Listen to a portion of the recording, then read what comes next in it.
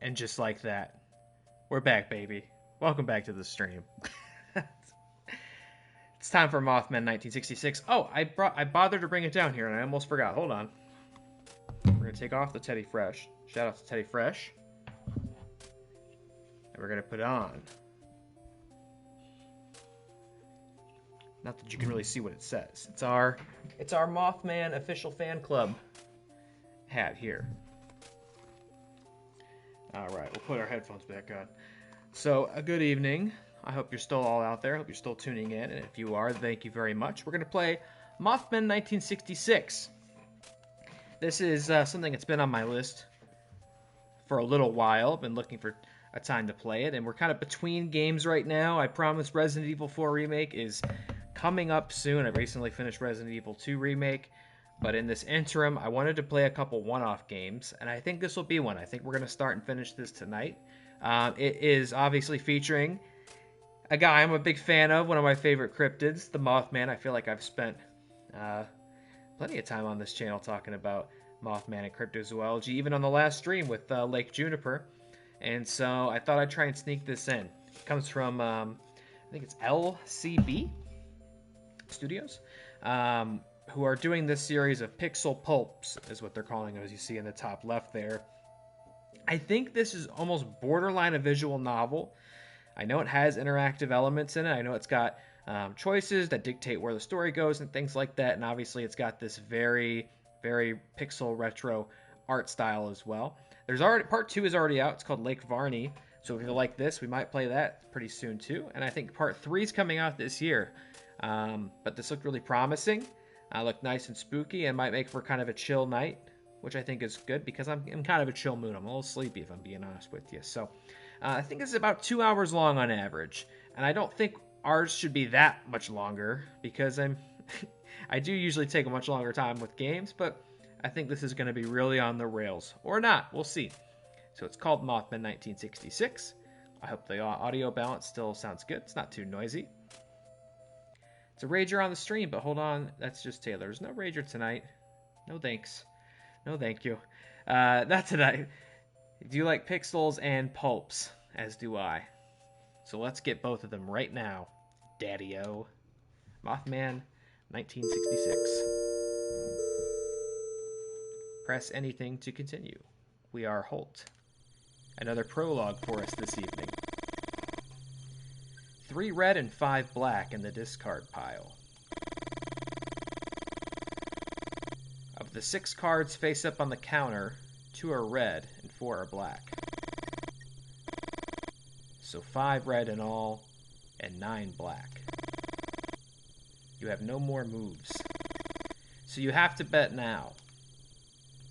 Black card, red card. We playing poker? I have no idea how to play poker. I don't know if there's a preferable way to go.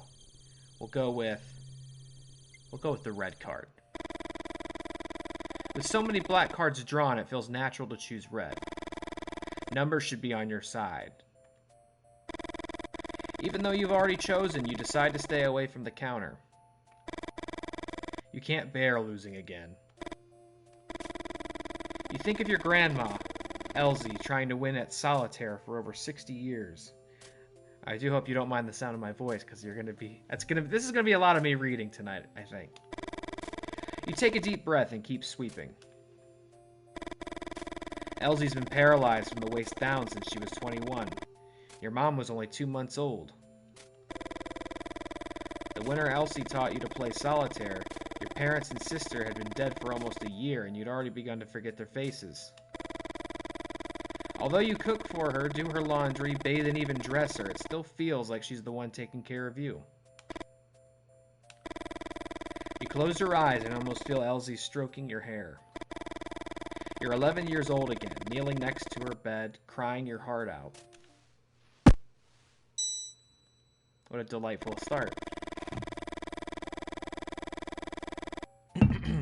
Getting a lot of agua tonight to keep the pipes nice and juicy for you.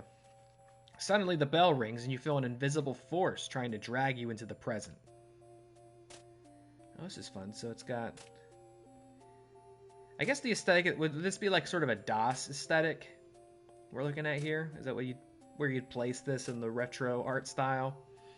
Let's go ahead and look through the windows. We've got to confront what's coming. Those fucking kids.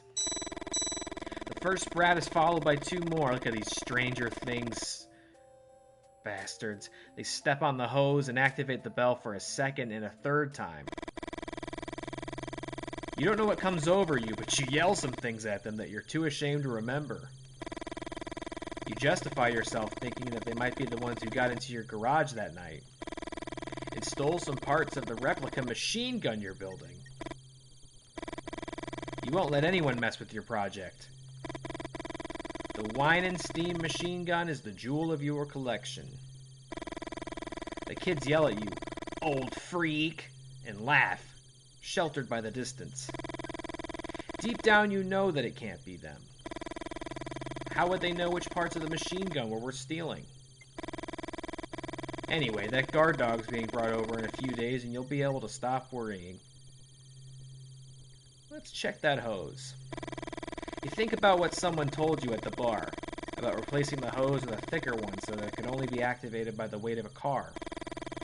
And what happens if the kids jump with their bikes and land on top of the hose with one of the wheels, you asked? Kids are always going to find some way to bust your balls, they replied. Go back in. You try to calm down. You look at the shelves and think of the solitaire your grandma taught you. I don't even know how to play solitaire. Like I know everybody like tabbed out and played solitaire and like study hall and stuff, or like I don't know.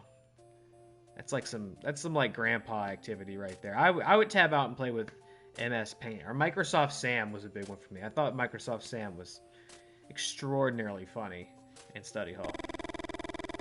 Your grandma always said that everyone has their place in the world. I should probably learn to play solitaire, right? You could probably learn that in like 5 minutes. And if there's a solitaire mechanic in this, we're in big trouble. And that people keep dancing around it without ever reaching it. To win this solitaire, you have to stop dancing. No internet connection, play solitaire. You know what? The next time I don't have any internet connection somewhere, it's solitaire time, baby.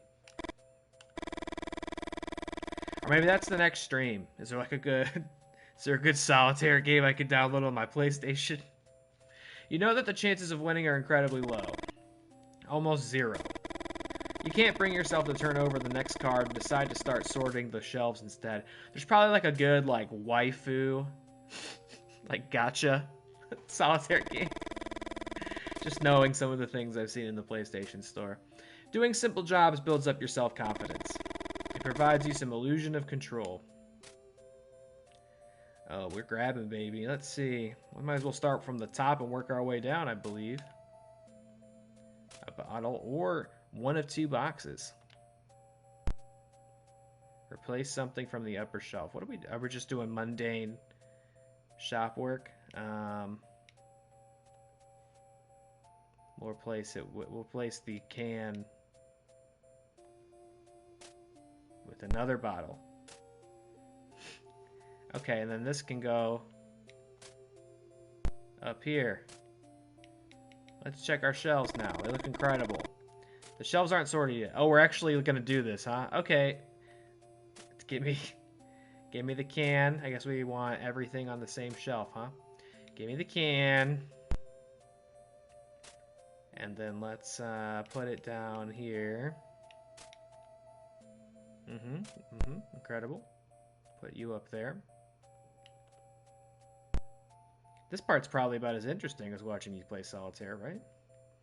And we'll take the can from the middle shelf. Here you go. Fantastic. I can do this. I've done this in my life. I've never played solitaire, but I've cleaned up a shelf, that's for sure. Oh, we got a trophy for this. Illusion of control. Trophy really proudly earned. 1 type of product on each shelf.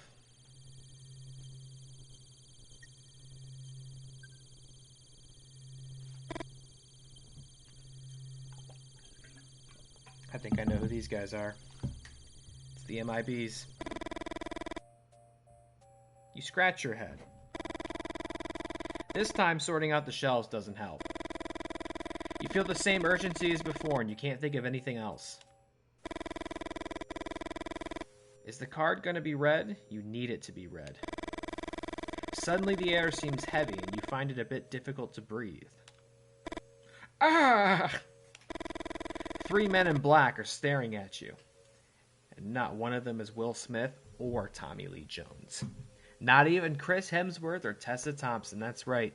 There was another Men in Black movie with Chris Hemsworth and Tessa Thompson. Through the window, you see a black Cadillac by the pump. Yes? You wish you'd asked them how they got into the station without you hearing the door open. Or how they left the car there without the bell ringing. But that trembling, yes, was the only thing you managed to utter.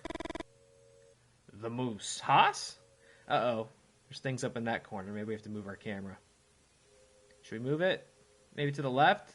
Although there's no guarantee they won't put stuff on the left. Hold on. I'm going to do it. I'm going to go for it. Stay tuned. Hold on. I'm going to move my camera.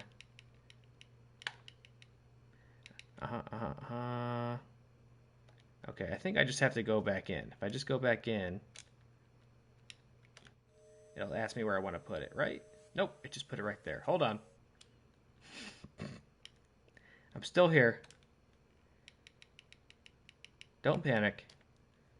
Papa's here. Okay, looks good. We love it. We love it. Okay? Okay? Now, let's move it. Nope, it's just going there. I don't know. I moved it somehow before. I'm not going to worry about it right now. The moose. Oh, and look. Now he's over there. He moved for us. The moose? After a few seconds of not receiving any response, you decide to break the silence. Give them directions to the moose. Yeah, you know what? What's up with the moose? You bought a woman a whiskey. You don't know if it's the right move, but you try to relax and be more friendly.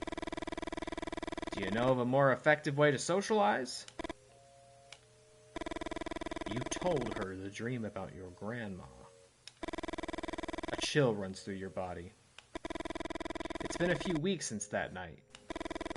And even though you had a good time with Martha and have no regret, why'd you say that name? And have no regrets, something about the way these men in black ask their questions makes you uneasy. What do you want to know? Granny in the forest. One of the men farther back lets out a cracking noise. You look at him believing he's laughing, but the man in black's expression doesn't change. What do you want to know? No one answers. It's like they're waiting for another response. It's like they're waiting for me to pick the other option. My grandma has been bedridden for over 60 years, but in the dream I saw her running through the woods. Start from the beginning. And don't omit any details. You don't know if it's the way they look at you or because of a certain authority in their voice, but you tell them everything about the dream. 5 or 6 weeks ago, you woke up in the middle of the night, certain that something had happened to your grandma. You ran up to her room and Elsie wasn't in bed. The window was wide open. You ran to it and saw someone walking through the trees. It was her, and she was holding a rifle of the kind your ancestors would have carried in the Civil War. You tried to call out to her. Your grandma started running and shot 2 or 3 times into the blackness of the forest. You were about to go down to find her when a winged figure with glowing red eyes appeared in front of the window and screamed. You stumbled backwards, and after hitting your head on the bedpost, you lost consciousness. You woke up in your bed and remembered the dream almost instantly. You went up the stairs 2 at a time and opened the door to her room. Your grandmother slept peacefully. On the bedside table was the glass of milk you bring her every night and the deck of cards she uses to play solitaire. During the days that followed, you tried to convince yourself that it had all been a dream. Even though you couldn't explain where the little stitches at the base of your skull had come from. After a few seconds, one of the men in black speaks again. The spots on her legs predate her birth, Holt. What? What is he talking about? Is he referring to the dozens of moles on your grandma's legs? And what do they mean by saying those spots predate her birth? Elsie always makes the same joke when you sponge her calves. Oh, God. Be thankful that you have to clean my legs and not my grandfather's. According to what she told you, her granddad had been shot dead by an experimental weapon early in the Civil War when his legs were ripped to shreds. The Wine & Steam gun, son. A machine gun that doesn't appear in any book. You think about the replica you were putting together on the workshop, and you wonder if it was the men in black who had stolen those pieces. You're not telling anyone else about this visit, Holt. You start to complain when one of the men in black picks up a card from the counter. The top card of the deck. The crunch horrifies you. The teeth of the man in black seem to tear more than simply paper.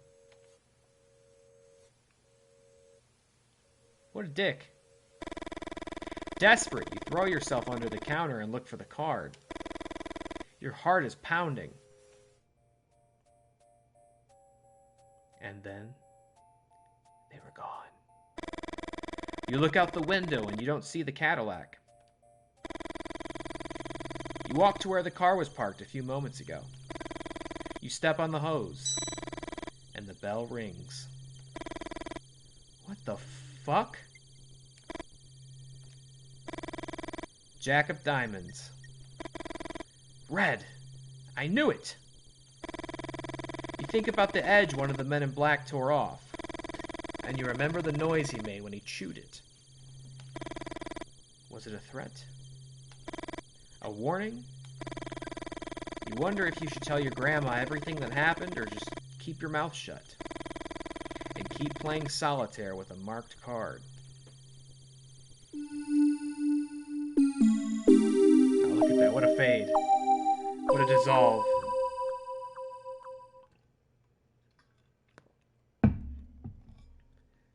It's like an old screensaver transition. Do you ever want to, here's a side tangent, because we're not going to get a lot of opportunities for side tangents tonight, and that's probably for the best, but did you ever remember the old Microsoft screensaver where it was like a maze? It was like brick walls, and there was all sorts of little things in the maze, but there was also a mouse that ran around the maze independent of the screensaver. I always wanted to like get up and start, because I had a computer across from my bed, and that screensaver would play, and I'd fall asleep watching it. I always wanted to get up and start controlling the maze. Someone should make a game that's exactly that. Alright, we're lead now. What's wrong? I told you. It's nothing. I'm probably not going to really do like voices because I'm going to have to do a lot of them. And that will probably get a little tedious for me after a while. That damn pause again. There's something she's not saying. The Mustang purrs. You shake your head, feeling sad inside. The sound of an engine hides no secrets. Lee, you're right. You bite your lip and sigh. Why is everything so damn hard? Victoria settles into her seat. Let's start over, okay? Where are we going? I won't answer the question. I think it's fair. We should probably tell the young lady where we're going. It's a surprise, or we won't tell her where we're going. Please! No, Vic. Have some patience. You'll never forget this night. Victoria giggles, and you think this is the best gift in the world. For a moment, you forget all the previous discussions. Let me know if this, again, the game audio balance is okay. As I got it really loud on my headphones, I just want to make sure this classy old 8-bit music here ain't too loud. For a moment, you forget all the previous discussions, your obsessions. A giggle, a friendly gesture. Making someone feel good ain't rocket science. You look at the clock and can't believe your eyes. You left your house on time, but you're pretty late. How could... You step on the gas. Lee. Lee? You scratch the side of your head. Wow, you really hate being told how to drive. Lee? Why doesn't she just tell you to slow down? You take your foot off the gas. Thanks. You're trying your best. You really think Victoria could be the one. The one. Your dad once said the perfect woman doesn't exist. Couples form when people get tired of looking and just give up. You remember your mother's rants, all those women's names she rattled off as if they were part of an endless grocery list. You won't end up like him. Anything but that. You try to smile and force yourself to be more cheerful. You want a clue? Yes! Oh, look at her. She's what dreams are made of. Victoria looks into your eyes and you feel a warmth on your face that takes you by surprise. You felt the same thing the first time you saw her in college. You keep looking at her for a few seconds. It seemed like forever. What? Do I have a booger? Where? You can't help laughing out loud and have a hard time containing the urge to kiss her. Go on. Lay it on her. The origin, the date, the myth. I don't know what any of these are, but I think we're going to have to give her a clue about each one. You know what? If we're going to only get one, I want to know about the myth. One would be a source of superstition, but we're talking thousands. A source of superstition? A black cat? Victoria looks at you expectantly, desperate to be right. Cold. Okay, we're giving her everything. It comes from far away. Victoria makes a gesture for you to complete the sentence. You just shrug. It comes from far away. I mean, that could be anything. Guess then. The circus? Freezing cold. It happened 100 years ago. That being 1866. Victoria answers almost immediately. After all, you're both majoring in history. The end of the Civil War. No, not in 1865. I mean exactly 100 years ago, Vic. Oh, let me think then. You're running out of time. There was a cholera outbreak in 1866, right? Oh, are you taking me to go to a mass cholera grave? No! And how twisted do you think I am to set up a date themed around a cholera outbreak from a century ago? Victoria laughs and hits you on the shoulder. You chuckle and act like it hurt. These two are about to get chased by Mothman so hard I can't wait. No, Vic. Just give me a minute. You won't guess it unless... You reach out to open the glove box, and Victoria grabs your wrist. Better leave it to me. Victoria opens the glove box and examines its contents. A folder, a box, a flashlight. What are you looking for exactly? Well, why don't you look at the folder? Victoria opens the folder and examines the documents. Some papers, insurance details. Do you want me to read some of this? You shake your head. Look in the box. What's in the box? Tell me, Victoria, what's in the box? Victoria takes out the box and opens it. Let's see what you've been hiding. You think about saying something, but you instantly regret it and keep your mouth shut. Spare change, a lighter, a pack of cigarettes. Nothing to worry about, I reckon. Keep looking, please. Tell her to look under the flashlight. A book? 1966 Shelby Mustang. The car handbook? No, not that. What else? Tell her to see if there's something more. I already got everything out. I see something in there. 1 second. There's this too. Victoria stretches out her hand and you finally grab the map you wanted. It was folded against the bottom of the glove box. You start talking and Victoria interrupts you. Hold that thought while I put everything back. You put the map on the dashboard while Victoria puts away the folder, the box, the flashlight. Vic, you know I like it tidy in there. Ha, very funny. Vic flicks through the books she found. Red Badge of Courage? Haven't you read this book 1,000 times already? You know she's testing you. Vic knows exactly why you carry it everywhere. The novel that portrays the era you're obsessed with like no other.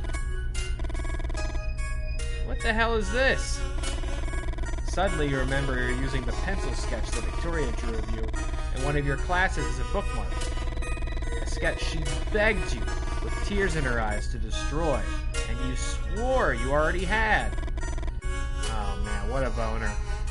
Vic, I'm sorry. I swear. Watch out!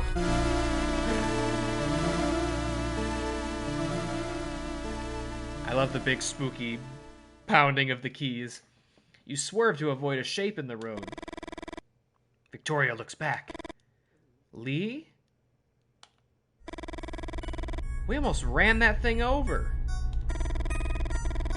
You put your hand on Vic's shoulder, trying to reassure her. Victoria points ahead. Just keep your eyes on the road, please. She's doing it again. Telling you how to drive. At least this time she came right out with it instead of just saying Lee disapprovingly.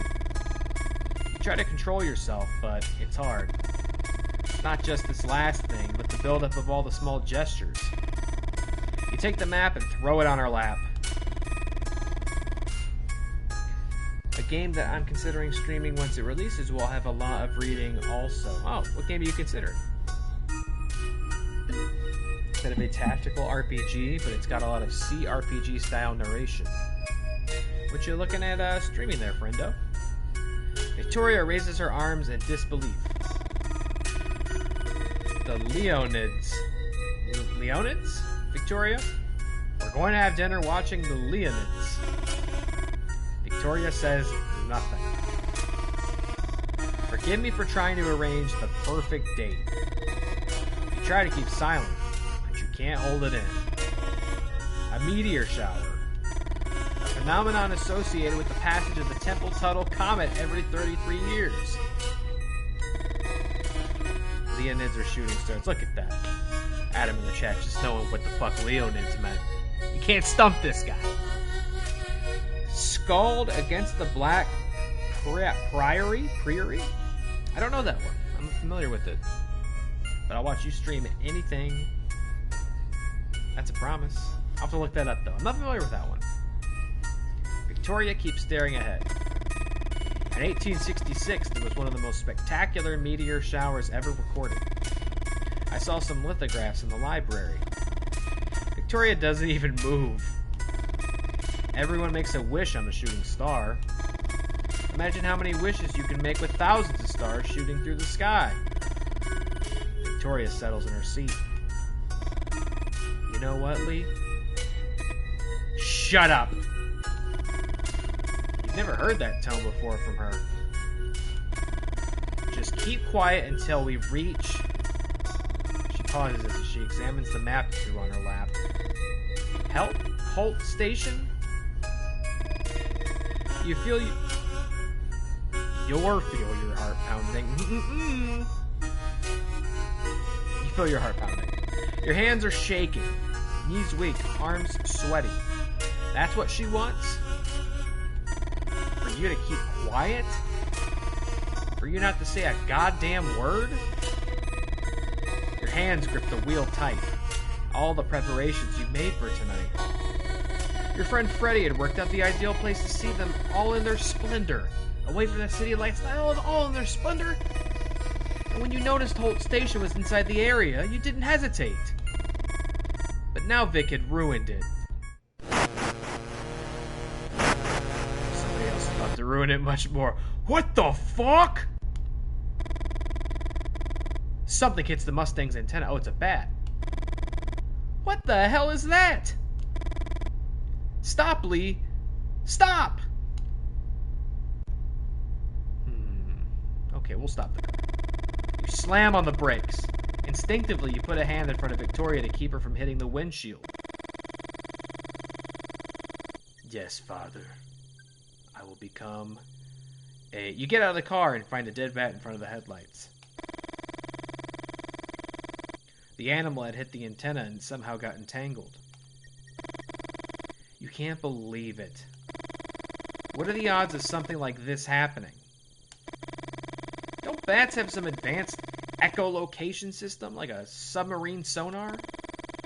What starts as a simple grunt in your throat emerges as a helpless scream.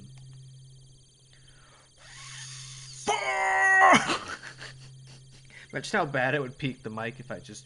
Fuck! Everybody would come down here. This is what I get for trying to do something different. We should have gone to the movies. Lee.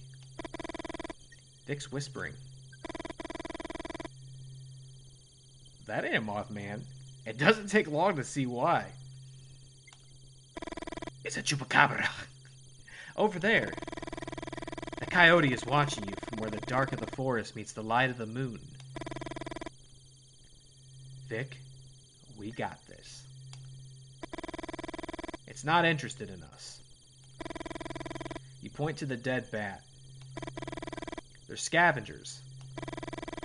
You hear a growl that quickly multiplies. Oh boy, I'm gonna be posting about this on my Nextdoor app. It's not the first time you face coyotes in the woods, but you aren't taking any chances. When I say run to the car as fast as you can, you try to recall all the advice you've heard for situations like these. Make lots of noise, wave your arms around.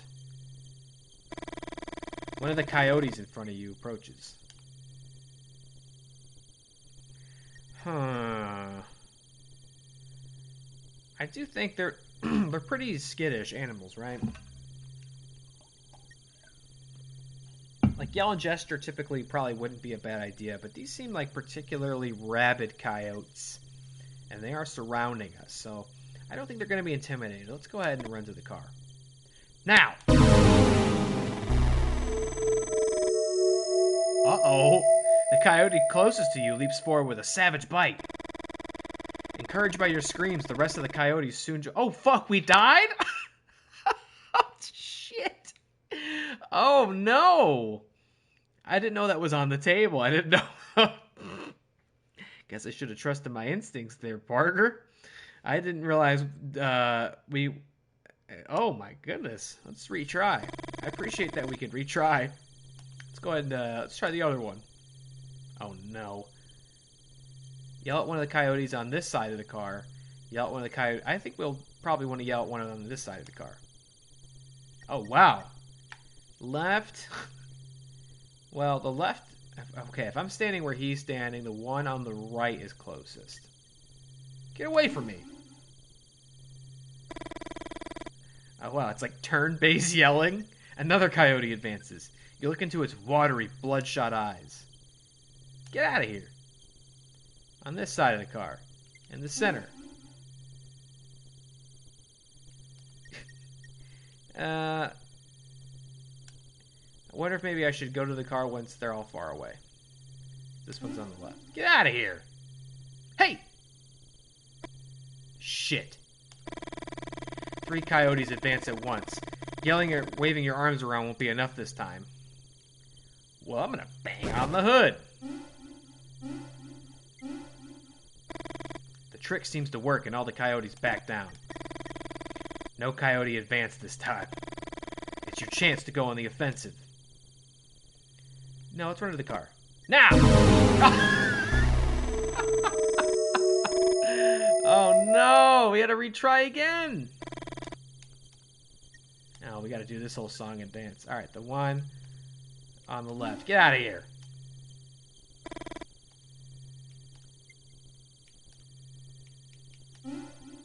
Back off. I forgot I had my chair all the way leaned back. Hold on. Here we go. Here it comes. Oh! This side of the car. Center. Back off. Back off, jack off. I'm gonna bang on the hood.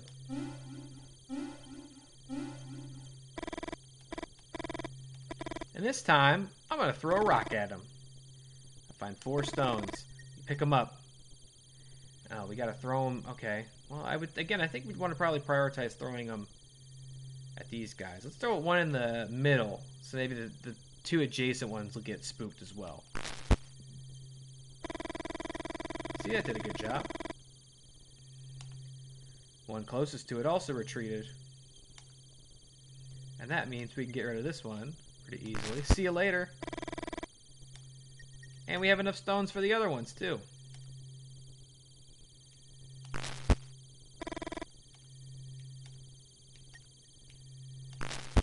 Perfect. The coyote retreats, and you feel more and more confident. Now we run to the car.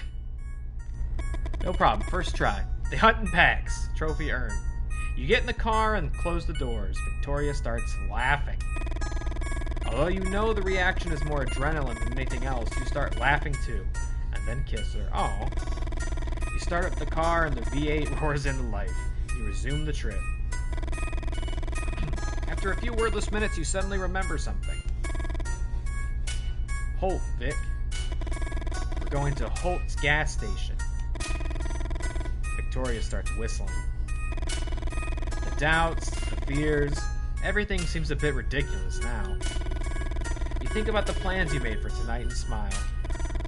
You really like to hear her whistle.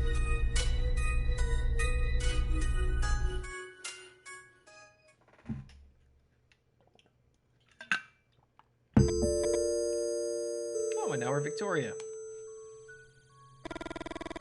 Lee turns off the car and looks you in the eye. He smiles. And that smile seriously pisses you off. What's going on with Victoria? Guess we're going to get her inner monologue. Honesty's the best policy. Before you can open your mouth, Lee taps you on the leg. Wait here, Vic. I swear you won't believe it. What's her deal? Did her, parents get killed by a shooting star or something? You didn't know it? You bite your lip and take a deep breath. You see him greet someone. Holt? Lee had written Holt Station on the map he'd thrown on your lap 20 minutes ago. He'd written it by hand, and it might as well have said Hort Station, or Holt Station, Hell Station even. Lee's handwriting has always been intriguing to you. You remember that time you mentioned it to him, and he responded with a disproportionate anger. A nonsensical rant which involved several philosophers of language. And all because you told him his handwriting was dreadful. But you know now where those reactions come from. That night you two got drunk by the lake. Lee told you that his father would have wanted to be born ugly. After the initial surprise, you couldn't stifle a belly laugh, and Lee looked down. What? Father told you he would have wanted to have been born ugly? For a few minutes, he didn't want to tell you anything else. You finally convinced him to continue. I always got what I wanted just by smiling. Ugly people have to develop other muscles. Unfortunately, those other muscles are the ones that last. I think I see. You couldn't believe those words had come out of the mouth of a flesh and blood human being. Maybe some poorly written character from a cheap romantic novel. But Lee's father? You picture Lee that night throwing pebbles from the shore while telling you everything about his father's teachings. All that frustration. Was that the night you got pregnant? I'm sorry? You'd both been drinking. Suddenly you find it difficult to breathe. The interior of the car feels like it's getting smaller and smaller. You need some air. We're not in a good mood. We're not going to say anything. You close the door slowly. You know what Lee is like with his new car. And breathe in the cool night air. Victoria? Vic, this is Holt. Holt, Victoria. Hello. You respond to the greeting, but they don't seem to care that much. Be right back, Vic. You see them walk away with a box they took out of the trunk. And from the effort Holt is putting in, it seems heavy. What's inside the box? What's in the box? You're not stupid. You know that Lee has some business on the side beyond his work as an intern at the university. You heard some rumors and you have your suspicions. However, you never did too much digging. You preferred to keep it a mystery, something to make Lee a little more interesting. You light a cigarette. Ah, yes, a nice Lucky Strike. All doctors recommend Lucky Strike brand. Would Lee be a good father? Go ahead, smoke up. Baby on the way, try a Lucky Strike. And the question that you still haven't had the courage to ask. Would you be a good mother? I see, that's why she's preoccupied by this. The clicks repeated at irregular intervals. Small moths approach the light to get electrocuted. Is that love, Victoria? You laugh and shake your head from side to side. You think of all the manuscripts you've torn up. You've tried poetry, drawing. History seemed like an obvious choice. You don't need any talent to be a historian.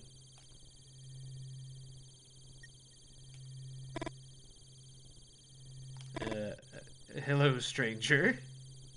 Hello? The man talks to himself while holding something in his hand. Have you seen any winged creatures flying over the area yet? I do this all the time. For a moment you think he's asking some kind of tricky question and you remain silent. If you go to Cleveland, if you walk anywhere in Cleveland after like 10 p.m., you're going to see this guy. However, something about him tells you that he's genuinely asking. You look at the man bathed in the shine of the streetlight, and the scene fascinates you. Surreal, some of your old friends would have said. The ones that organized poetry nights and read La Tremonte. Excuse me, you are... Oh, yes, sorry. Hill. Lou Hill. Writer. Victoria Greenberry. History student. Winged creatures, Mr. Hill? Lou, please. Can I call you Victoria? You can call me Victoria and you can call me in the morning. You nod. I'm looking into about a dozen reports, Victoria. Numerous witnesses claim to have seen human-sized winged creatures flying over the area. Angels? Lou smiles, but the smile doesn't last long on his face. Look there at the top of the trees. It won't take you long to find one. You aim at the area Lou just told you. Everything's blurry, so you decide to adjust the binoculars. Let's go ahead and adjust the focusing wheel. Oh boy. Oh, no. Now go right. Nope. Is this getting better or worse? Then focus. Okay. Hold on. I think this is maybe... I feel like right there. It's looking the most like a Mothman. Let's adjust the diopter. Move the diopter to the left and notice the change in your left eye. Is that what we want? We want it to look the same?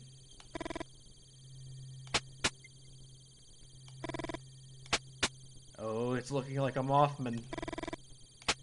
Nope, no it's not. Nope, oh god. Okay. That's, just the focusing wheel.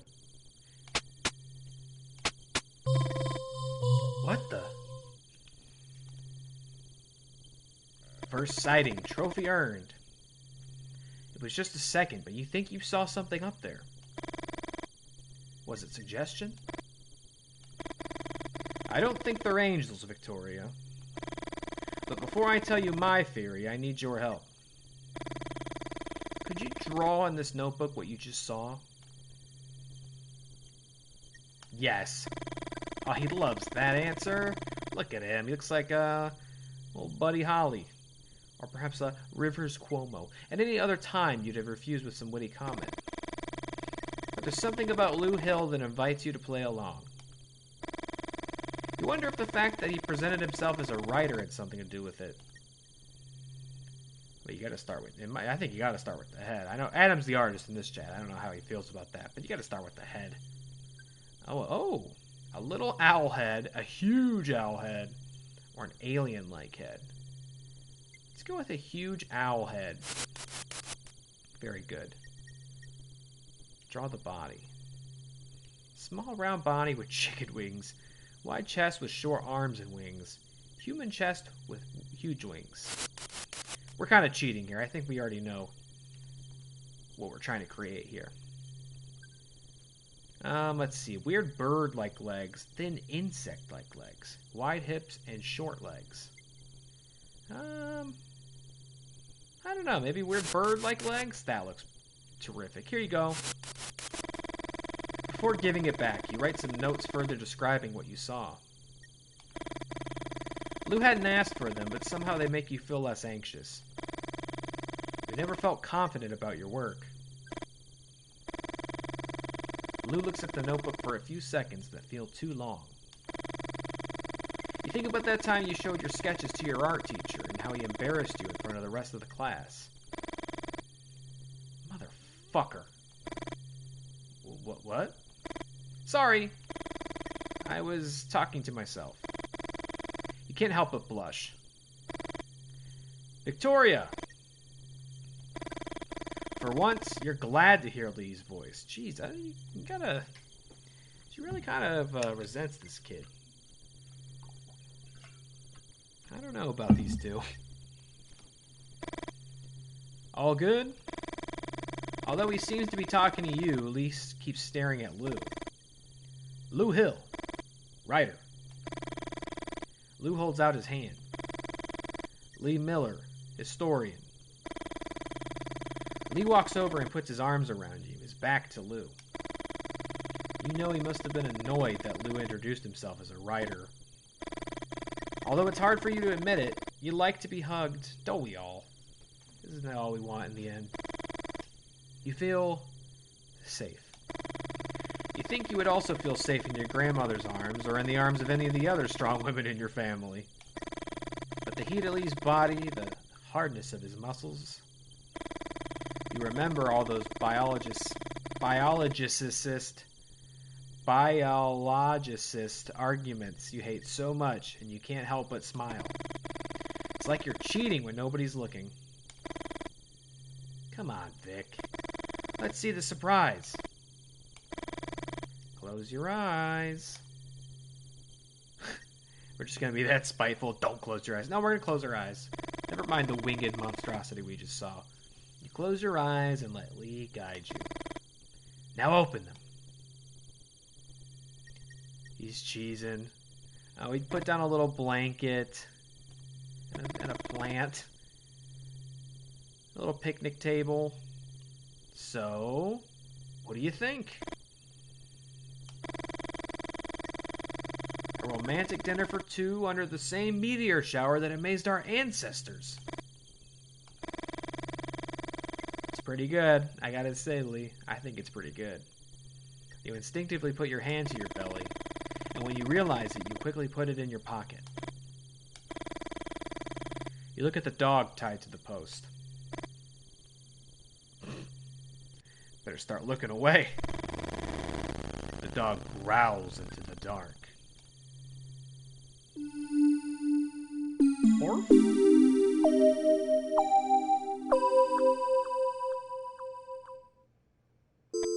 Back to Holt, Chapter 3. I like this. I don't know if anybody's in... I don't know if anybody enjoys just hearing me read a whole bunch like this, but I'm enjoying this for what that's worth. You've known Lou Hill for a few months now. The first time you talked to him was at the Moose, a go moose. Lou was looking for the information about some unusual lights in the sky. Nobody would talk to him. Before going to the restroom, you went over to his table and suggested he buys people a drink first.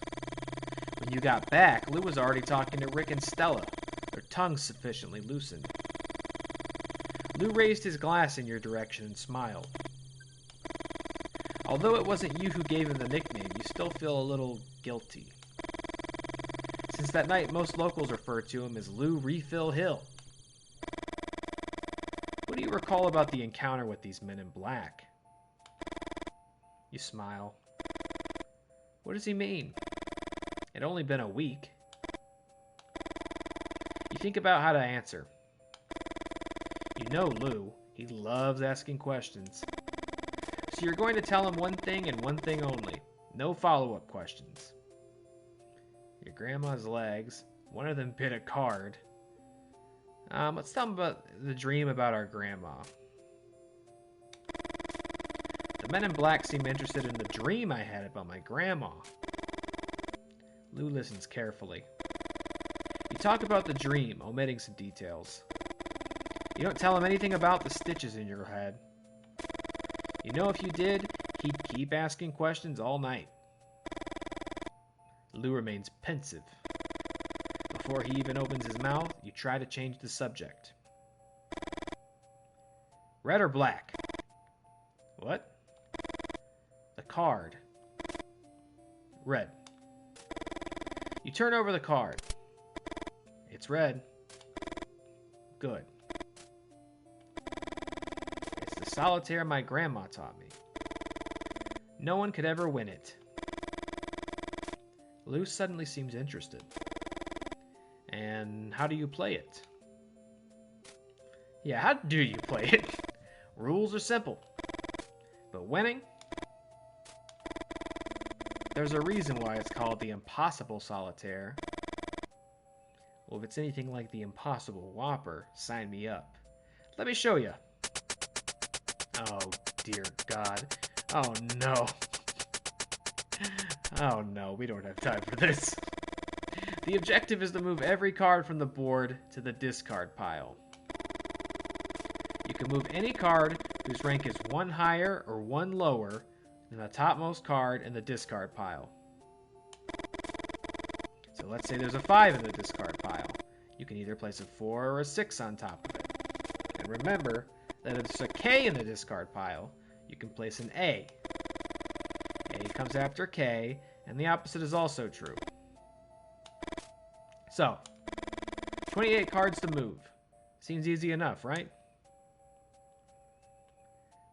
Okay, so we've got a 5 down there. So, I'm sure it's not going to be so easy, but we could move that 4.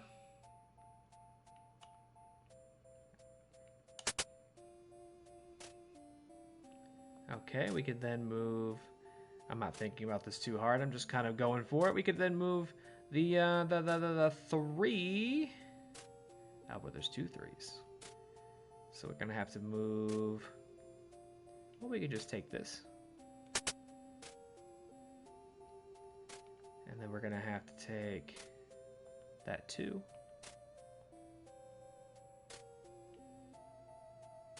So that we can go over here and get this 3. Oh, but we're going to be stuck. Look. Because now we can't get we have no 2s or 4s. It's impossible. We can't take a Q, can we? Nope. A card can be moved to the discard pile if he ranks one higher or one lower. Yep. We're screwed. Let's try again. I don't know if it matters. This might just be for funsies.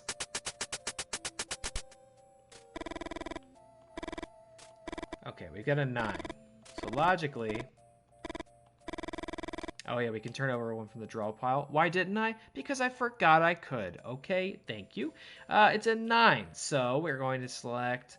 we could do the 10. Let's chart it out here. We could get the 10. And then once we do that, we could get the 9. And then once we do that, we could get the 8. And then once we do that, we're going to turn 1 over. Okay, here we go. Give me the... I know it's kind of part of the gimmick, but I wouldn't mind just being able to move my cursor around here instead of having to do it this way. But I get it. I'm going to stick with the theme here. Put the 10 in. And then we're going to take that 9, and we're going to take that 8.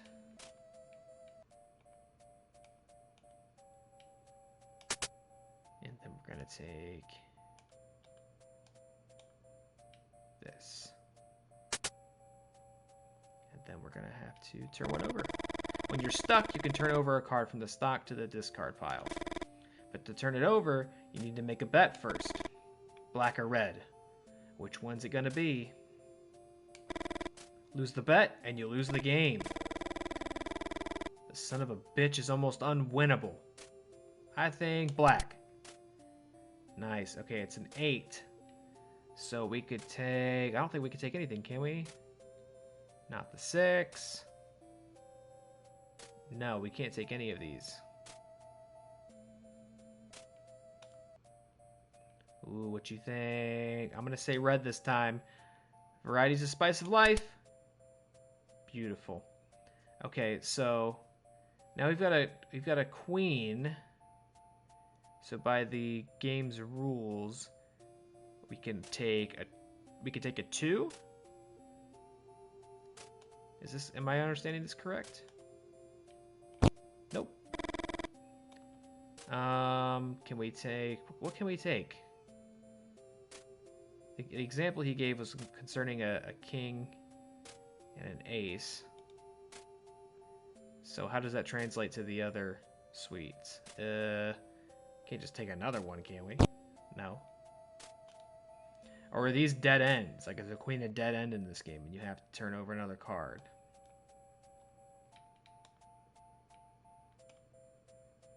Black. We're so good at this. It's a 2.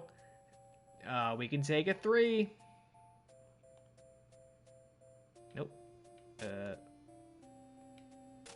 Which means we can take another 2. And we can now take... Oh, we've turned over a 3. We're taking the 3. And now we can take a 4. And while we're there, why not we take a 5? And while we're there, here we go, getting the 6. And that means we can get one more 5. Okay, there's our A and our K. And now we have to turn 1 over from the stock. Look at all those blacks. I'm saying this one's red. Boom, 4. All right, we can get a 5.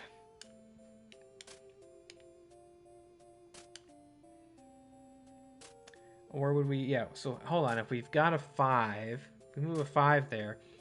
So the only way we can move, we're going to start moving some of these suites. Okay. 5, 7, 3. Turn over a card from the stock. I think it's another red. Damn it, it's all over. Oh, for fuck's sake. Okay, one more game. One more game. Here we go. One more game. Win or lose. We'll move on after this. Even though I'm sure there's a big juicy trophy at the end if you actually win this.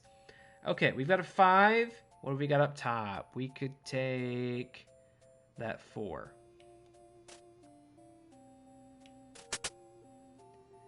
And now, do we have a 3? Yes, we do.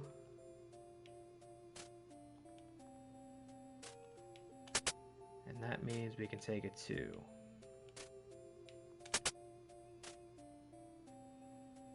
But can we, so can we not take, if we have a 2, can we go down to one of the suites or no?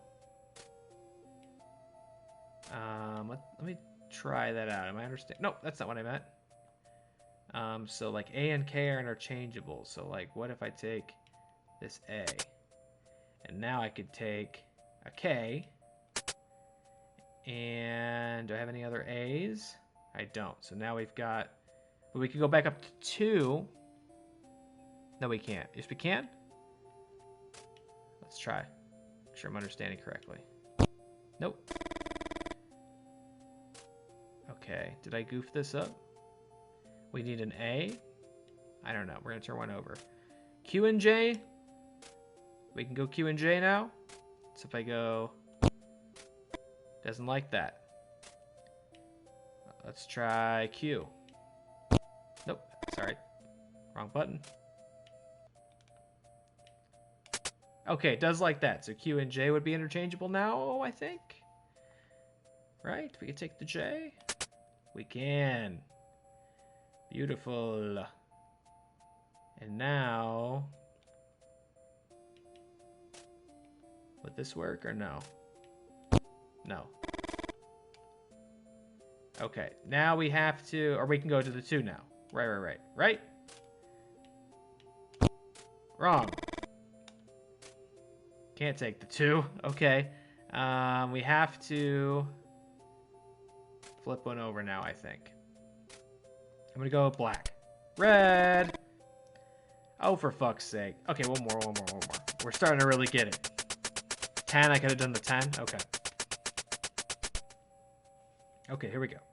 We've got the J, which means we could take the Q. And then we could start from the 10 and start working our way down if I'm following this correctly. Nope, that's not it. Sorry. All right, we could go... Yoink. Nope, can't do it. Can't be done. We are stuck just like that, aren't we? Can't take the K. Oh, we can take the K. Okay, I'm confusing myself with this. Okay, and now we can take the 2? Or... I was hoping we could get that 10 and just start flying down. Okay, this is definitely the last game I'm going to play. So we can take the 2 now? No, we can only take a J? This game's too complicated for me. I don't think we can't do anything now. Because we can't take a 10, right? Nope. Okay, we've got to... Black. Nope. Okay, no more. Oh, I did get a trophy eventually. Solitaire's bad run. Okay, we're done. You hear barking from the back of the station. Trent. When they brought him in, they told me his name was Chase. Fuck it. It's Trent for me. You know Trent, right? From the Moose? Tall, prominent belly and a scar parallel to the growth of his beard? You laugh heartily. Blue Hill might be a pain in the ass, but no one could deny that he was good with descriptions. You think about the book he's given you. He signed it and everything. Where did you leave it? I call him Trent because he barks like Trent on open mic Tuesdays. It's a little local humor. Come on, let's go to the garage and see the machine gun. Hell yeah, brother. USA, USA. We'll teach you to come flying in. Fucking Mothman.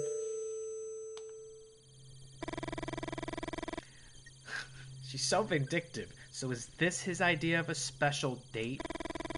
Looking at shooting stars while holding your hand?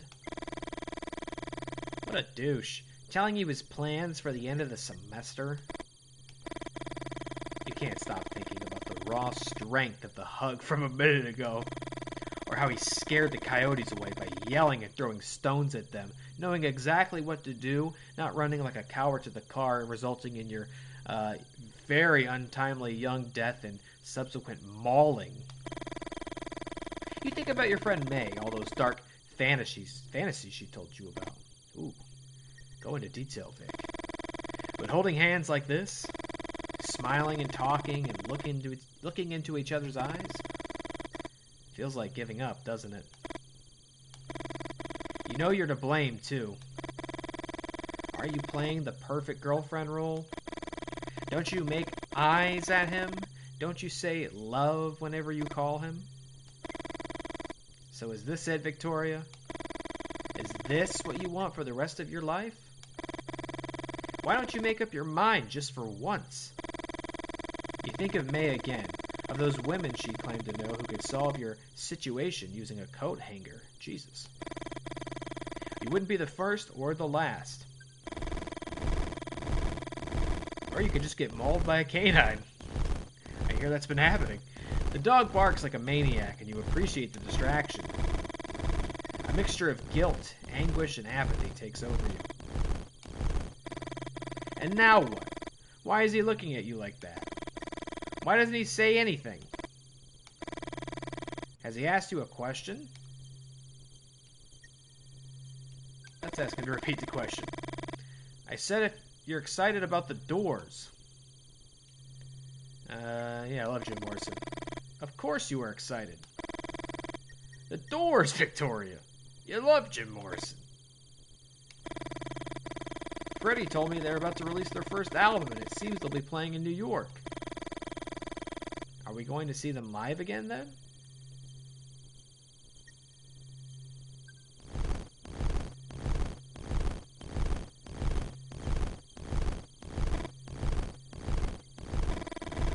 Even though you try, you gradually stop listening to it.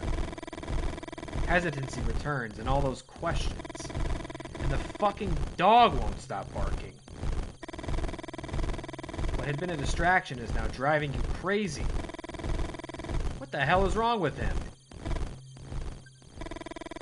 Shooting fucking stars. Why don't you make a wish, Victoria? How about going home, covering your head with a pillow, and sleeping for 18 hours straight? You feel like crying and try to calm down.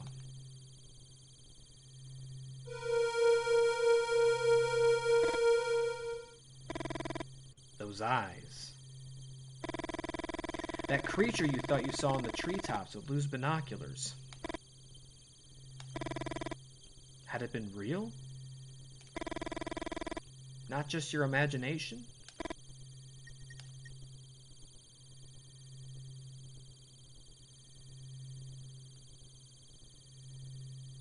Vic! You know what? I'm tired of it already. Exhausted. I've been trying and trying for more than 10 minutes. Can you tell me what's wrong with you? You stay silent. You need to think. But Lee's right. It's not fair to either of you. There's so much noise it's impossible for you to concentrate. You know they're all excuses, though. Winged monsters don't exist. It's just your brain desperately trying not to focus on what's important. The sudden scream chills your blood. And silence takes over everything. Trent! No!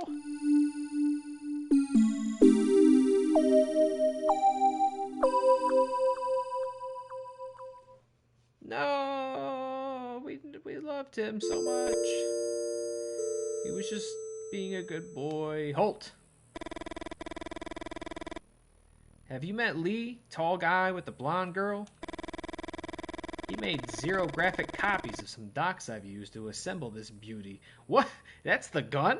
That looks like a fucking spaceship. Where did he get the docs from? You bite your lower lip. Do all writers ask so many questions? Lee works at the university in the history department. Lou adjusts his glasses. You don't know why, but that gesture irritates you. The Winans doesn't work like a normal machine gun. Normal machine guns use gunpowder to fire projectiles. Do you know what the Winans uses? Centrifugal force. Interesting. Lou repeats the gesture with his glasses. Today Lee brought me some ketchum grenades. Do you know about ketchum grenades? You gotta catch 'em all. Lou shakes his head and readjusts his glasses for the third time in less than 5 minutes. You take a deep breath. Say it doesn't matter and leave the garage. I think we really want to tell him about catching grenades. Although you can't stand Lou Refill Hill's tick, you enjoy talking about your collection of Civil War weapons. Catches are similar to footballs in shape. They have to land on their nose to explode. They were highly inefficient.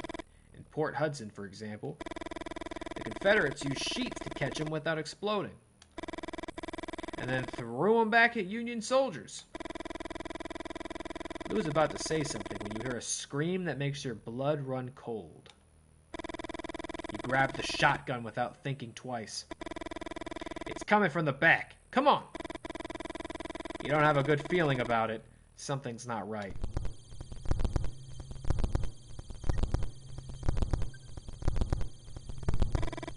Trent! No! No, not Trent! Oh dear.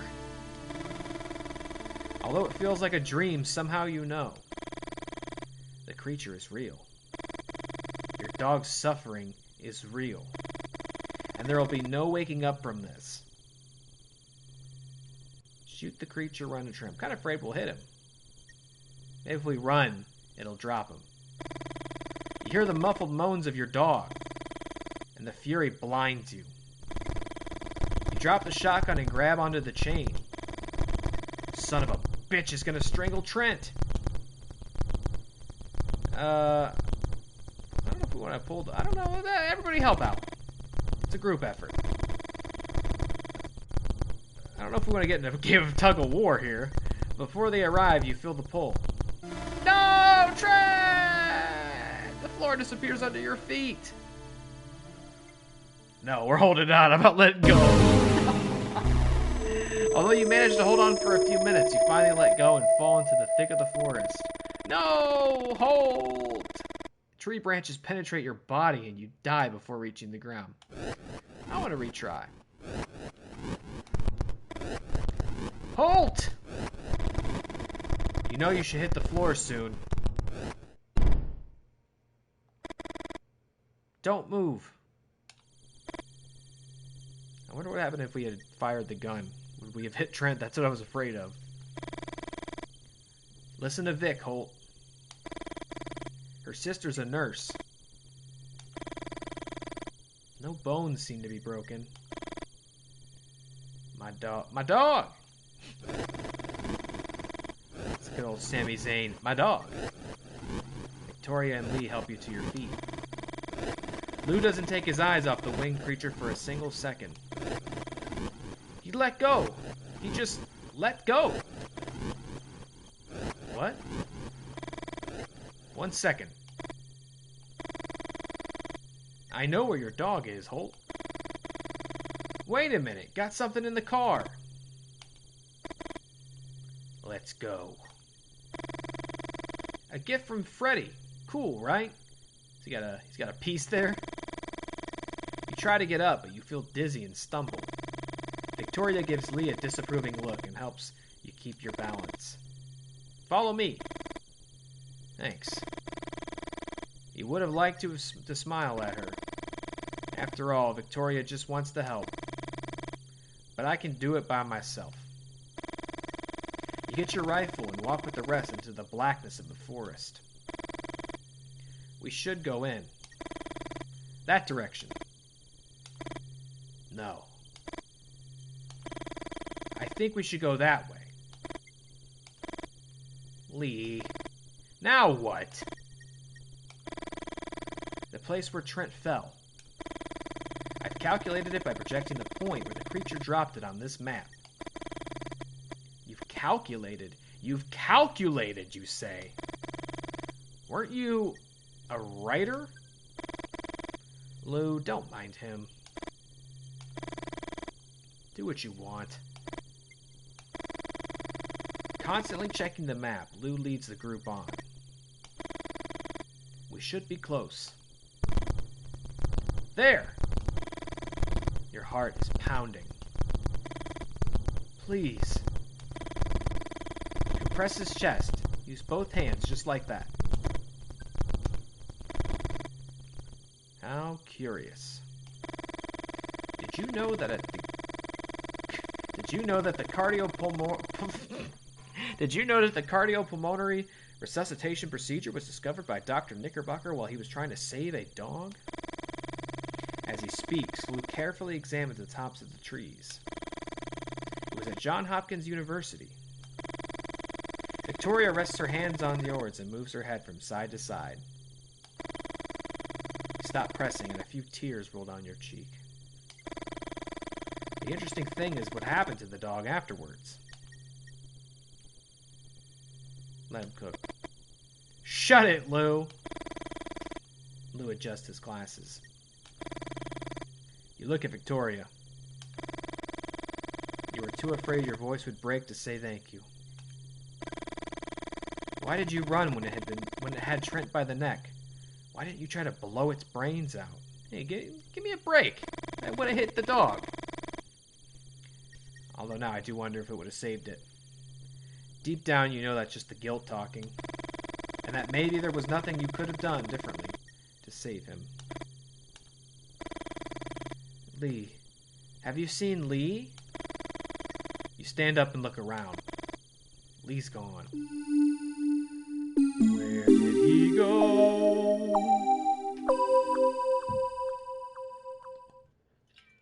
If I just won that game of solitaire, we could have saved the dog. I just know somehow. You walk faster to keep your thoughts at bay.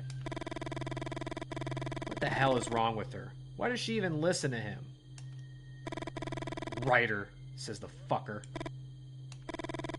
What a loser. You walk through the woods confident that you will be the one to find Holt's dog. What then, Vic? What weird little face will you make? Oh. Hello. Hello? You feel like someone is watching you. Just a trio of businessmen conducting business in the woods in the middle of the night. Just locking in the next deal. Business. You're walking through a dense forest area where the darkness is almost total. You walk even faster than before. Finally, you reach a clearing and look at the sky. The meteor shower is gaining intensity. Your heart is in anguish and you find it hard to breathe. Are you watching the Leonids, Victoria? Are you? You hold your head in your hands. Let it out. Let it out, King. Trophy earned. Macho cry. The last time you cried like this, you were 16. You'd come home early and found him hitting your mother. Oh, jeez. You tried to separate them, and your father took it out on your ribs. His blows were like a rain of sledgehammers, and his breath reeked of alcohol. He pushed you against the wall, and you ended up on the floor. Your mom was clutching her head when your dad took a deep breath and kicked you in the stomach. Won't hit you in the face because it's the only thing you got going for you. And one day you won't have it anymore. Carry your father's photo in your wallet not to remember how good he looked. Hell no.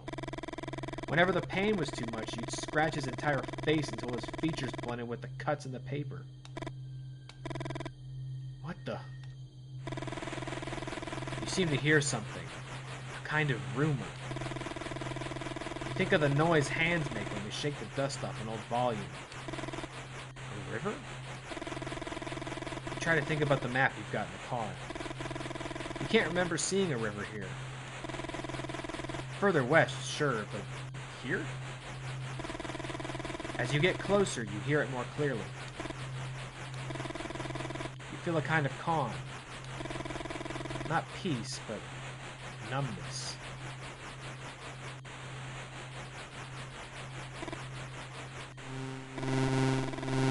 Suddenly, the whitest light you've ever seen floods the ground. Even when there's no river nearby, the sound is deafening. What? You feel the light pulse with painful intensity, as if millions and millions of red ants were sinking their little jaws into your skin. Pain turns into light. You want to scream, but you have no mouth. No larynx or lungs. And the white that precedes everything consumes you. You don't know how long it takes. You feel the urgency of what is yet to be. And white makes you desperate. Hmm?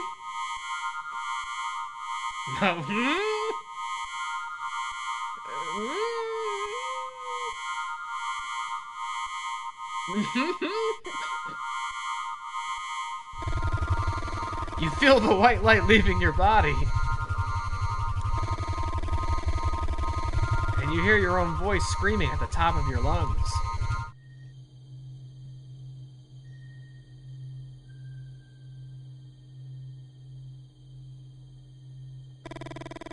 You drop to the floor and cover your head with both hands. You're filled with a sense of completeness that you cannot explain. We all need a little darkness. He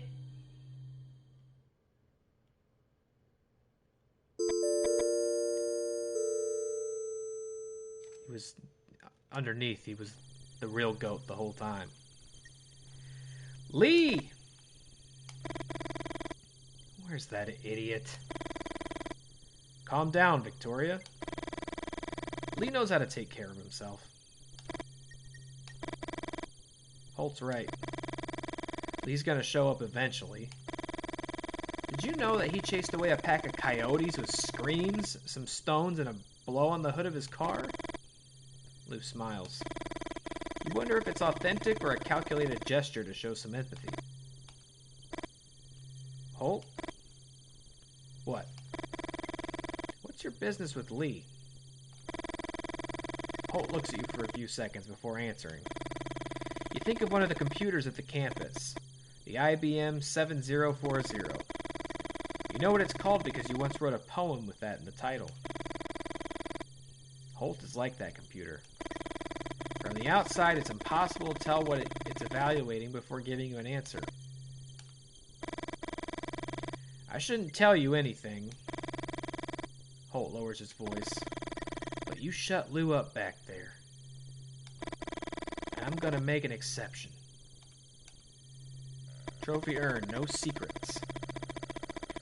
Holt tells you about Lee's business, the sale of original Civil War pieces, the xerographic copies of historical documents. Don't worry. He knows what he's doing. You hear twigs snapping.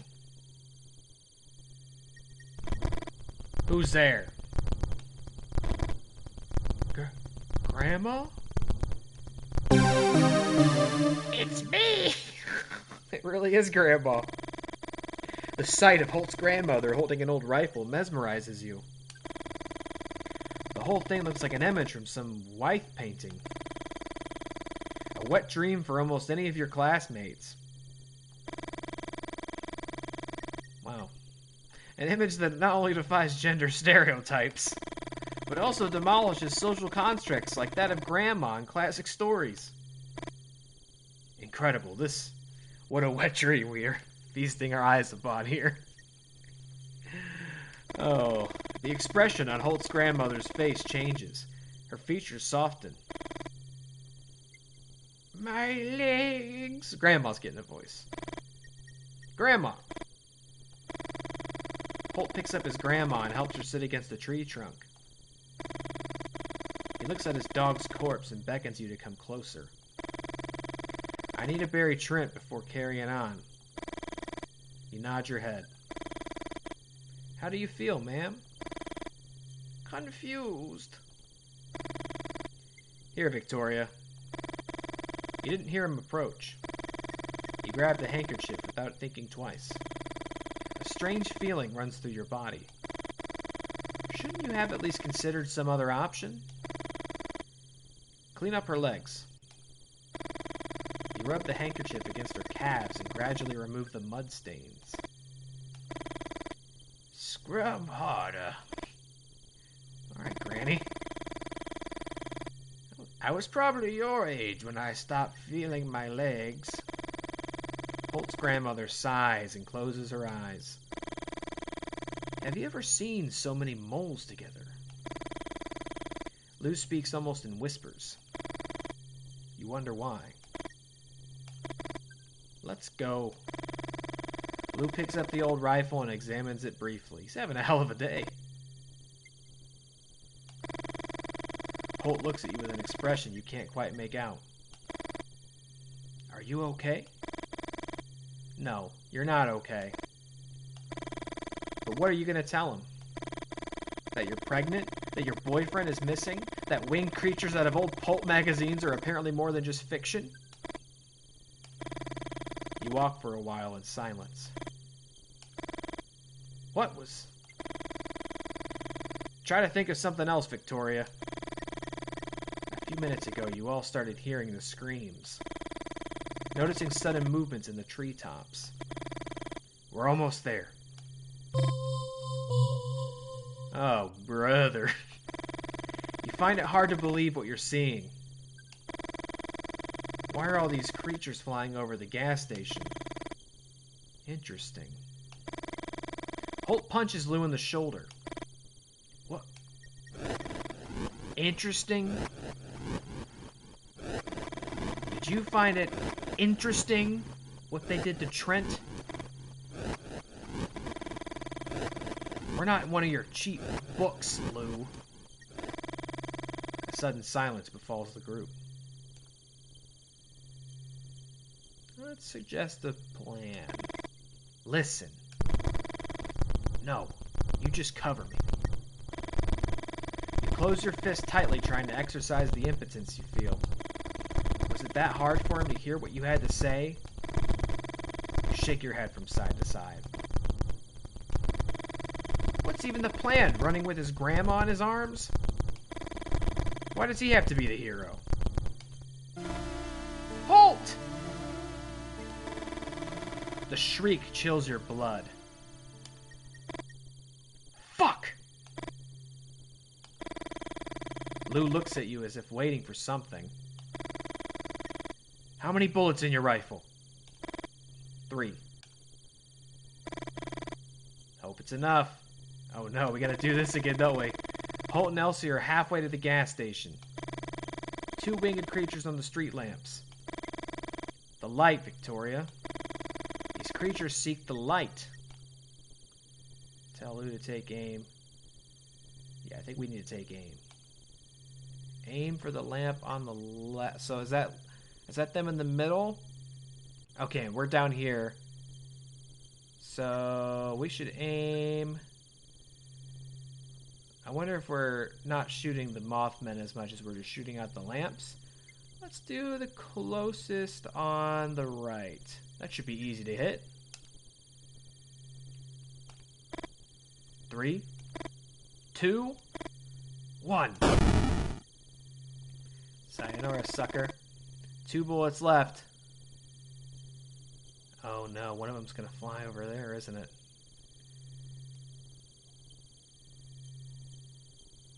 I think I see what we should have done.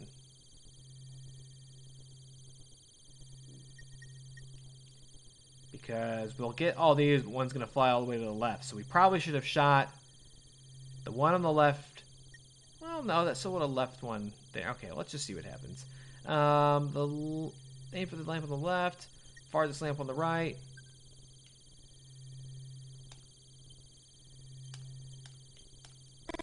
Rat-a-tat-tat.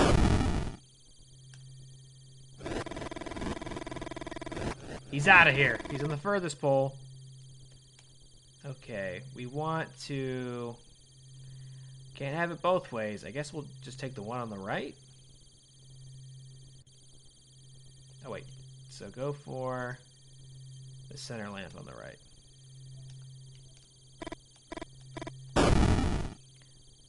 Then at least one is... The only one left is as far as possible, right? You run to help. Oh! The pain blurs your vision and you lose consciousness. Guess we're going to be retrying that, partners. Okay, so there's two... We don't want there to be three of them. So let's get rid of the one on the left first.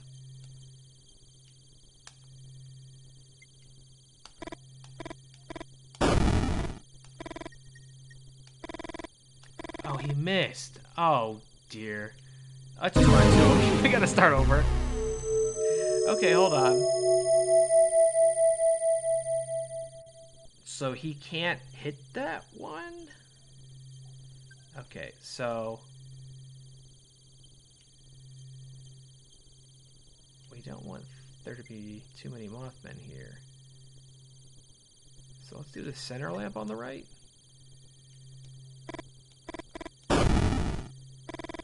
Now nobody can land there.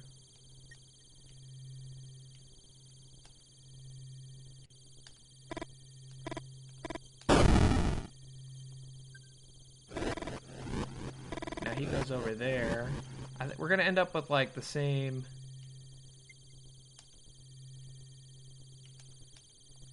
Okay. Will this work differently? Oh, the two creatures fight! Take flight and get lost in the night. Okay, I didn't know that they were gonna wrestle over the lamp. All clear. Help me with Holt and Elsie, and let's get inside, fast. Is someone gonna make a wish? You laugh under your breath. You look at Holt, and he looks away. You wonder if he's pissed because you saved him. You still can't believe everything that happened tonight. You know that as soon as you stop to think, you touch your belly and fight back the tears. Lou looks back at his watch. The Leonids are reaching their point of highest intensity. The screeching is deafening. Freaking creatures. I think I saw one in the dream I told you about, Lou. Lou stares at Holt's grandmother. Are you sure it was a dream? These sons of bitches are making all sorts of noises up there. Lou is about to add something, but suddenly falls silent.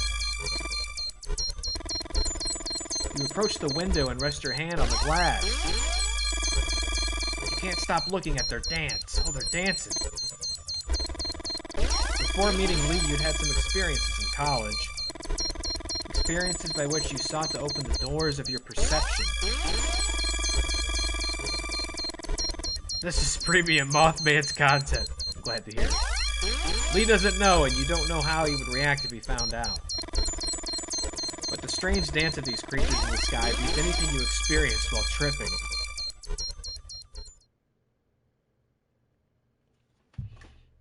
Hitting the gritty up top. Doing TikTok dances on top of the gas station. They called him the Javaro of the Hills. What he did lacked a ritual component. It had nothing to do with the taxidermy business, even less with the mummification. His shrunken animal heads were art, sold as collector's pieces. One afternoon, Liam, his only nephew, stole a bear head. The head had been emptied of viscera and was floating in a solution his uncle used in the early stages of the miniaturization process. Liam lifted the head out of the bucket, wiped it dry, and put it on like a helmet. Pretty gross, Liam? He stripped naked, left the house, and ran into the village. Liam entered the church into the middle of the mass, screaming at the top of his lungs, waving his arms up and down as if he were clawing. One of the congregation members pulled out a gun and shot him. USA, baby. You remember the sheer terror you felt when you saw the bear man running towards the altar. This is worse. Well, I'm sorry, what are we... What? Look at all these friendly critters. Worse? Worse than what? Tell them about Liam.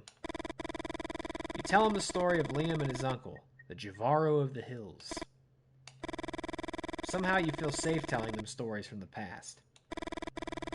As for what's on the other side of the window, this fear can't be any more present. Got some clippings from the case. Liam's story was an unfortunate event. It explains what happened to him, but it also provided an all-too-easy explanation for other sightings in the area. The dog man, the owl woman. Many people told me stories about similar creatures in the moose. What about a Mothman? Lou adjusts his glasses. Lou, refill Hill. You think I don't know what they call me in town? It may be true that some people make up stuff to get a beer, but imaginations have limits. And in the long run, we tend to rely on real experiences when telling a story. Mothmen. They're somehow related to the Leonids and the gathering of all these creatures. Maybe he's right. And all the creatures outside started to appear after the aerial dance of these Mothmen? Ask why Mothmen! Or check on your grandpa. When do we start Crypto Podcast? I did do, a long time ago on the main channel, Connor and I did do a special Cryptid podcast. It was meant to be the pilot episode of his own running series called Really Drunk. And I think we just went too hard on that first one. And he said, never mind. But yeah, you do have to specify cryptozoology now, I suppose, too. But yeah, that's still over on the main channel where we are getting increasingly sloshed. And I'm just basically giving him like the world's longest PowerPoint on different cryptids. Covers, of course, Mothmen, all sorts of different Sasquatches, lake monsters, Jersey Devil, the Loveland Frog. That was to this day, Connor loves the Loveland Frog, as do we all, a local hero. So I got it in me. If you ever want to talk more cryptozoology, I've got that in me for sure. Ask why Mothmen. Mothmen? Why the name? Moths are attracted to light. Look at the sky illuminated by dozens and dozens of shooting stars and you nod. You like the name. Not because of Lou's explanation, but because you know it's easy to squash a moth. This isn't the first time that Mothmen have appeared during the Leonids. What do you mean? Hold on, Grandma. Among some other references, they're mentioned in the oral histories of the Ojibwe, collected in the diary of a Jesuit missionary in 1683, who even dares to draw them. Many believe that the creatures described in this diary are thunderbirds, but the Jesuits' drawings look much more like Mothmen. And the most interesting part is that he draws lines around them.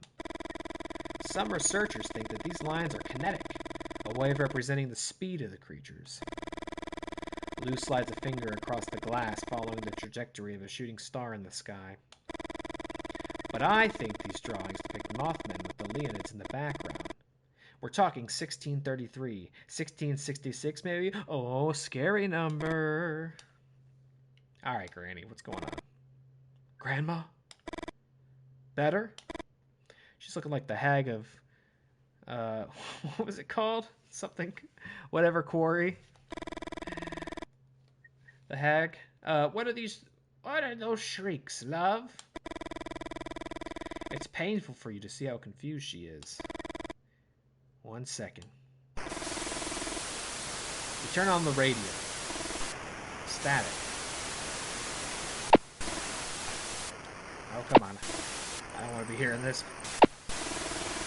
No matter which way you turn the dial, all you hear is static. You never sung at the Moose. Not even on those nights when everyone egged you on and the booze in your system had drowned your inhibitions. Almost without realizing it, you start singing the lullaby Elsie used to sing to make you sleep. Although more than 40 years have passed, the words come to your mind one after the other. You close your eyes and caress her hair, singing all the time. As soon as you feel the rhythmic breathing of your grandmother, you get up. What was that? Who's playing synthesizer back there? Lee? Victoria tries to hug Lee while he babbles something you don't understand. At no time does he look up. Where the hell have you been? Victoria. I thought... But he's here. Give him some space. Thank you. Lee takes a few seconds to start speaking. I think I got lost in the forest. Babe, take it easy. Victoria grabs his arm and Lee tries to smile. I thought I heard the sound of a river. And I felt someone looking at me. After walking for a while, the noise was deafening. But there was no river. Lee starts to cry. Victoria tries to calm him down. As soon as he regains his composure, Lee keeps talking. And then came the white. I don't know how to explain it. It was as if I could see everything and nothing at the same time. And a goat looked up to the sky to watch the shooting stars. It stood on two legs. Like this, you know? Just like us. What the hell is going on? I think the time has come. Let me tell you a few things. Lou clears his throat and begins to speak. I love Lou. Oh, he's the only character I don't play as, and he's probably my favorite one. Although you can't stand his tics or his false dramatics, you want to know what's going on. The Leonids occur every 33 years. Some are intense, like those of 1833, or the ones in 1866. Others are weak. 1899, for example. Fuck you, 1899, loser, douche. And those are the ones we have records of. You notice that Victoria grabs Lee's hand. Lou walks over to the window and points to the sky. This year they're intense again.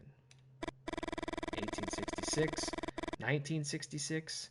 Why a 100-year difference and not 99? That 1-year discrepancy bothers me too. And I think it has to do with the problems of our calendar and the periodic adjustments that we are forced to make. Tell me, have you ever seen a medieval manuscript? No one answers. Just as you're about to open your mouth, Lou continues. They are usually adorned with warrior rabbits standing on two legs. Do you think those rabbits came from the imagination of medieval scribes alone? Those rabbits existed, and they were annihilated by man. Each meteor shower spawns new bipeds, and it was in one of these storms that mankind arose. What makes us different from all of them is that we survived by destroying any other biped that came along, or by reducing them to the realm of gossip or fiction. Outside, the creatures begin to fight. Mothmen live in sidereal time. They don't care about your goddamn man calendars. I like that. What motivates them? And what about Lou? Should you believe everything he says? After all, Lou is a writer.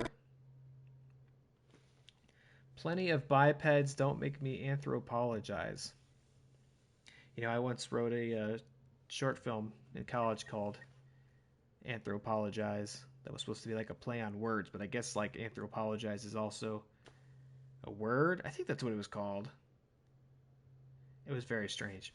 Your grandma's cough sounds like the noise of a tractor's engine refusing to start. Grandma? You have to kill them all. The voice with which she speaks seems to come from much further back than her throat. We had a secret weapon, and we would use it to finish off the upright beasts. But they decided to test it in the war. Elsie? What are you talking about? I wanted to take the winnings from the battlefield. And they... Your grandma caresses her legs. I just want to finish the mission. Victoria and Lee look at each other. Lou walks up to you and tells you almost in a whisper. I bet the moles on your grandmother's leg correspond exactly to her grandpa's wounds. Did you ever tell Lou about your grandma's legs? You're confused, and Lou seems to notice. It's not just free beers at the Moose Holt. People tell me things. Lou speaks softly, but his words resonate loudly in your head. The moles on your grandmother's legs? Her grandfather's legs riddled by bullets in the Civil War? Could it be that Elsie's grandfather was talking to you through your grandmother's body? The Winans. The Winans! A project that has obsessed you for a long time, and now you think you know why. You decide not to think too much about Elsie, your grandfather, the moles, the men in black. You're terrified that behind all your decisions, something more than your own free will was at work. Come on. The winnings. Quick, let's get her out. No! It's still not working. What do you mean it's not working? Oh no. What a voice this is becoming. Have you read The Department of Truth? It's a comic. I have not. Who wrote that? Somebody I am familiar with and maybe follow wrote that. I've heard of it, but no, I've not read it. Does it come recommended? It has some kind of safety mechanism. Go out there and recommend it to you directly. Okay. And I still haven't been able to assemble it successfully. Oh, no, Hope. You don't got time for this. It's already past my bedtime. The L's. That's what we'll be holding if you really expect me to solve a puzzle at this time. You look at Lou with curiosity. On the blueprints, there. Those L's are the rubric of a secret society founded in the middle of the last century. It's not so secret if you know about it, is it? Lou doesn't answer you. Why the L? Some say it's because of the way the knight moves on a chessboard. Others say it's because of Lewis Carroll, the author of Alice in Wonderland? Exactly. Keep going. Lou closes his eyes, holds a hand to the bridge of his nose, and clears his throat. I'm going to go ahead and take a sip of water. Can this guy be any more affected? A stick I found that weighed 2 pounds. I sawed it up one day, and pieces 8 of equal weight. How much did each piece weigh? Everybody says 1/4 of a pound, which is wrong. A riddle at this moment? Victoria strokes her chin and Lee nods his head slightly as if he's counting something. Do you think it's time for a riddle, Lou? Lou raises his hands and moves aside. You take a deep breath. It shouldn't be that hard to find the right configuration. Oh, boy. Okay. What exactly? Rotate a piece from the first, second, and third? Okay.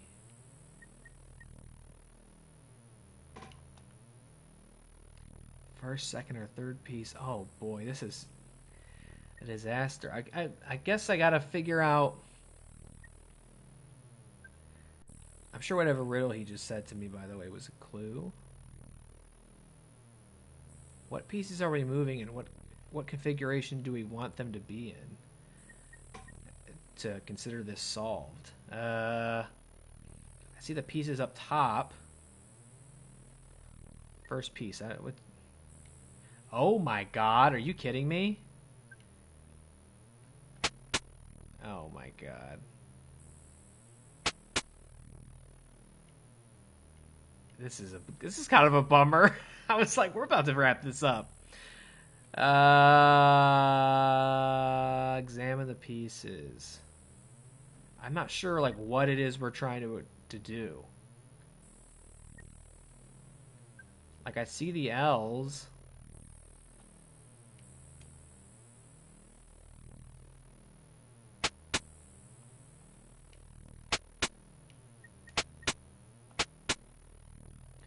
Like that completes an L there.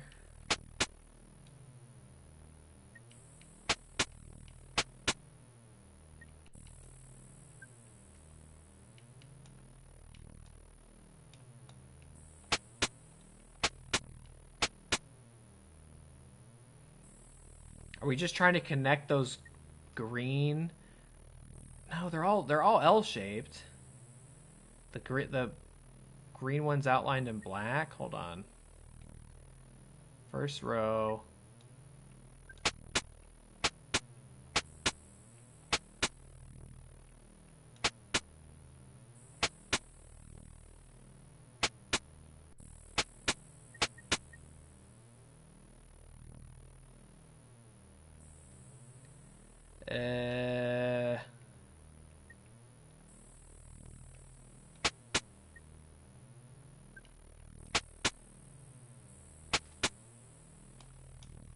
What on earth?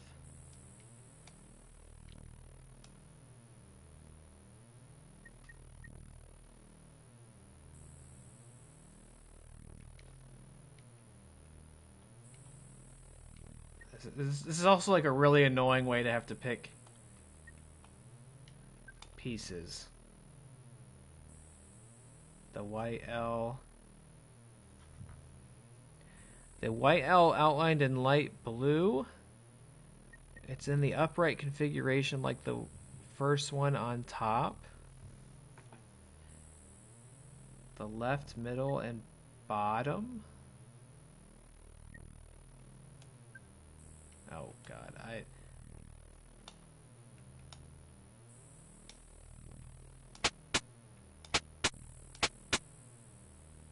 I don't know if this is what you mean.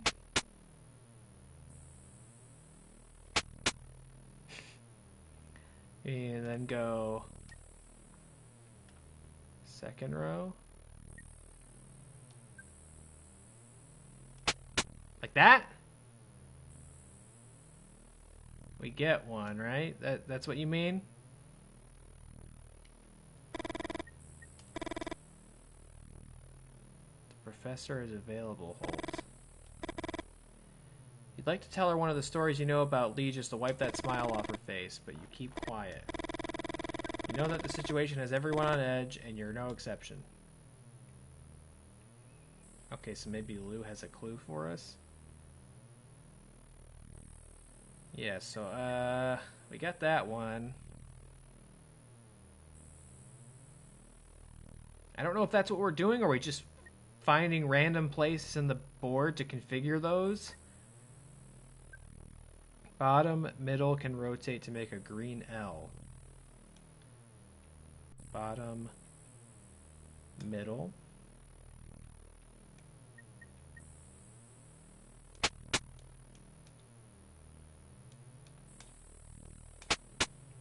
That?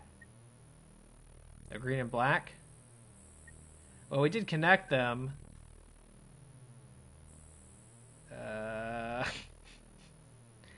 Let's talk to Lou. What was that about the order, Lou? His smile seems authentic and you listen to him. The poem I recited to you earlier is by Lewis Carroll, and it is mentioned in one of the manifestos of the Order of the L. A stick I found that weighed 2 pounds, I sawed it up one day, and pieces of 8 of equal weight. How much did each piece weigh? Okay, how does that relate to what we're doing up top? The stick I found that weighed 2 pounds, I sawed it up one day, and pieces 8 of equal weight. How much did each piece weigh? We don't have time for you to find the answer. Lou looks at you and you shake your head. So I'm going to tell you. The answer is not 1/4 pound like everyone says. The answer is a little less than 1/4 pound. You have to take into account the weight that is lost with the dust when you saw the stick. Lee snorts and Victoria bites her lip. The answer may not convince you, but for the Order it represented something important. The answer highlights the differences between abstractions and the real world. And in abstract reality, cutting a branch does not produce dust, but it does in our daily life. One of the main goals of the Order was to bring their riddles, games, and puzzles to the real world. Trophy earned puzzle historian. Lou stands next to you. Can I try, Holt? There's screaming outside. You look at your grandmother, or rather your grandmother's grandfather possessing her body. You wonder if you should accept Lou's help or keep trying yourself. Either way, you're grateful that Lou has stopped talking. Yeah, I think I'm going to accept Lou's help on this. If this is a skip puzzle button, I think right now in this circumstance, I'm going to hit skip. Feel like if you maybe keep chasing the L's from what we have set currently, it might work. Let's see if this works. You move to the side and leave Lou in front of the safety mechanism. Yeah, what is he doing? Oh, okay, so the goal is to just make all of them connect into L's. Okay. I don't know if that was apparent to you, Adam. That was not apparent to me. I didn't know if we were, like, trying to find specific L's. Okay, so it was... That was the... I didn't really know what we were... Like, what was the end that we were trying to work towards. If I knew the goal was just to make them all congruent, like, L's that fit together, then, that would at least given me something to, like, try to visualize. I appreciate that they had a skip trophy, or skip puzzle button. The rotation of the Earth really makes my day. Speaking of trophies, we still got one. I'm surprised. Although outside the creature's shouts are getting louder, you can't help but feel a certain happiness. The Winans is finally complete. Now, everybody out. Elsie stands next to the Winans holding a rifle. Lee, Lou, and Victoria stand back a little. Oh boy, what the fuck are we going to have to do here? You crack your knuckles and take a deep breath. At the helm of the Winans' steam-powered machine gun, you feel something strange. You find it hard to put into words. It's as if somehow the present has given away to the past. Oh boy, here we go. Rabbit men. They are weak creatures. Cannon fodder in the war against the upright beasts. Okay, so let's get the one in the center. Or we should get the one to the left because it's got less moves before it gets to us. Right? See ya! Is it a machine gun or a goddamn laser beam? Okay, right down the middle. See ya!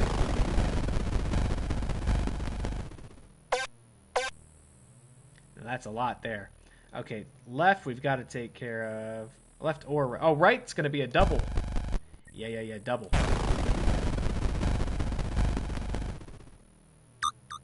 Now to the left.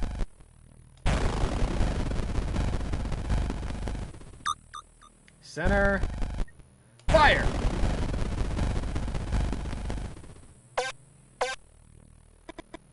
Beware of the dogmen. There, behind the rabbit men. The dogmen are more resistant than the rabbit men. And if you hurt them without killing them, they get mad. Okay, well, the only move we really have is to shoot down the middle, so I guess they're gonna get mad.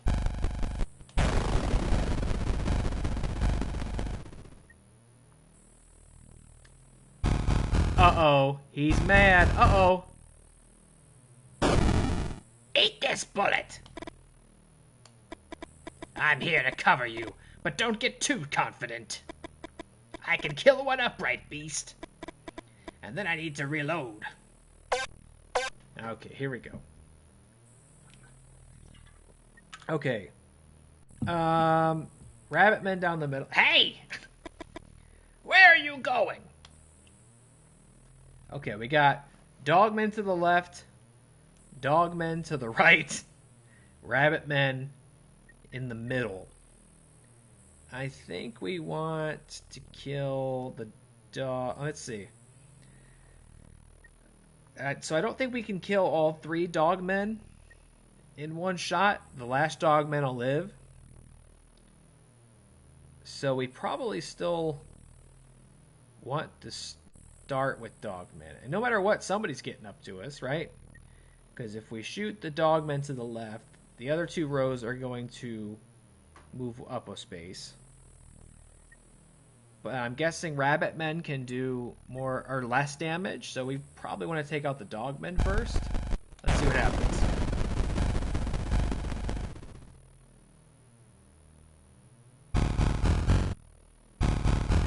Here it comes. Shoot, Grandma. Die! Okay, now Grandma's reloading, right? Am I understanding correctly? But we can't have these dogmen coming up to us.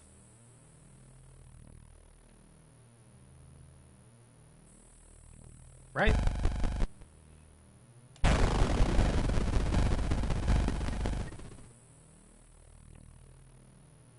Now this one is going to come up to us. Die! Okay, she got it. Oh. Oh no. The jaws of a creature close around your neck and you bleed to death. Okay. Okay, so we're supposed to utilize Grandma, I guess, a little bit more than that. So, Grandma can take out...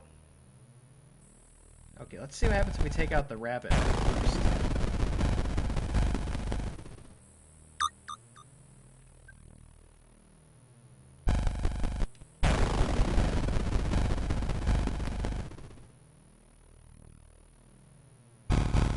Because this one will run up, right? She'll kill it. Die. And this one will get up front. She'll shoot this one. What? Does it work that way?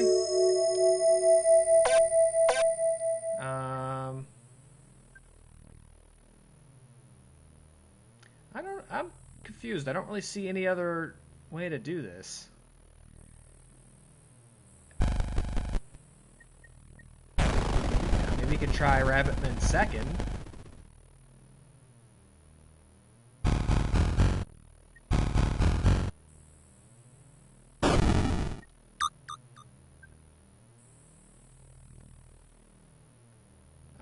Yeah, I don't know.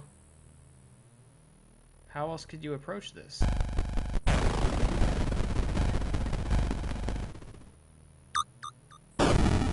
Okay, she... Oh, so she only shoots the dogmen. Okay. Got it. She doesn't shoot rabbitmen, evidently. Okay. The 2 men and the woman. Gone! Deserters! Ooh, I could send her to get the rest. Okay, but how do we approach this? If we get rid of LZ, we're in trouble. First of all, we got deermen, or maybe those are goatmen. We could take the right. I mean, no, we gotta stay shooting. We've got to stay shooting. There's no way we can get out of this without Grandma. Because if we can only do 1 row, so somebody's going to advance. We got to keep going. You take a deep breath and try to focus. And those creatures over there, Moosemen! oh, it was Moosemen. If you manage to wound them without killing them, they go crazy and run like a stampede. You can take advantage of them to generate a chain effect. Okay, a stampede in the other direction? Or should we hit the one all the way to the right? I guess we gotta just find out.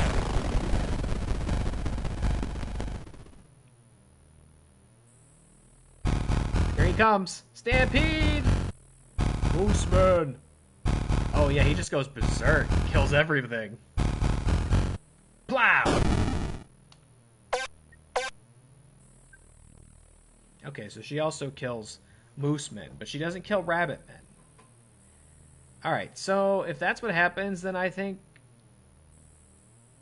we'll still need her, because we could do the moose to the right, and it'll kill everything, but then we'll still need somebody to stop it from killing us. Right? So yeah, we gotta hit the left moose.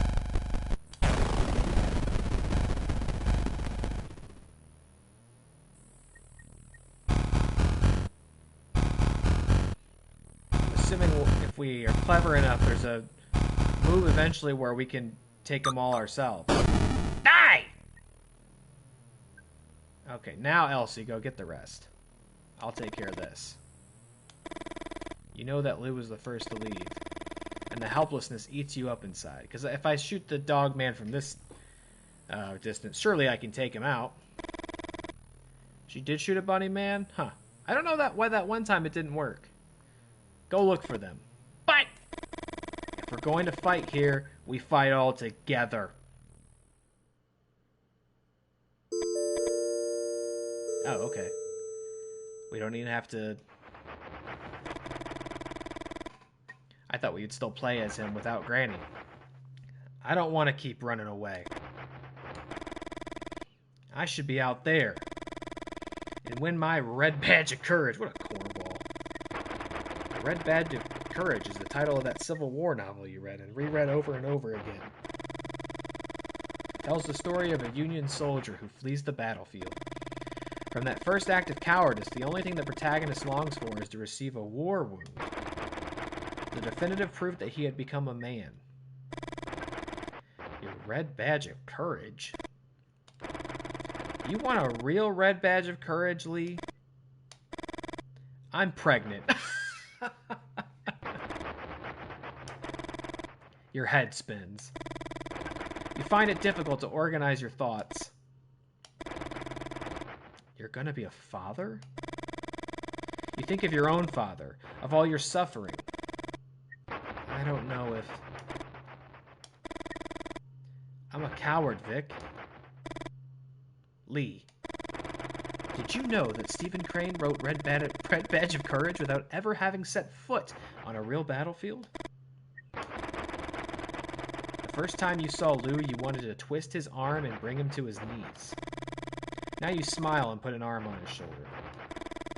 Thanks, Lou. Come out and fight! None of you move. Out, I said! My Red Badge of Courage. Lee, don't! Pull. Push. Oh, am I trying to take Granny's gun? You pull. Elsie rotates her shoulders and stumbles. The rifle points at the ceiling. Now push it. You push. Elsie loses her balance. The rifle points at her body. Oh no! Don't do that! You pull! Elsie loosens her grip and you stumble. The rifle points at the ceiling. Elsie lunges at you with unbelievable force and makes the rifle point at you. There you go. You got what you wanted, kid. Okay, let's push. You push. Elsie rotates her shoulders and the rifle points at your chest. Oh, just don't push. Okay? Okay, let's, and we're pulling. Points at the ceiling. Pull it again. Oh, no, we're dead. Okay, hold on, hold it. We are pushing a little bit. Thank you, take it. And we push it. Points at her body. Push again. You hear a shot. Well, this isn't good. It wasn't Holt's grandmother, Lee. Your hands are shaking. You didn't fire the rifle. However, somehow you had been able to feel the different endings. You knew that in one of them, Elsie would be shot, and yet you didn't stop. Ag! She's alive. They shot me. The resilience of the possessed? You don't know why you're surprised. After all, Holt's grandmother is possessed by her own grandfather, a soldier who fought in the Civil War and was mowed down by a machine gun. The same machine gun whose bursts you now hear outside the gas station. Tearing apart creatures not mentioned in any biology textbooks. Eat bullets, you sons of bitches!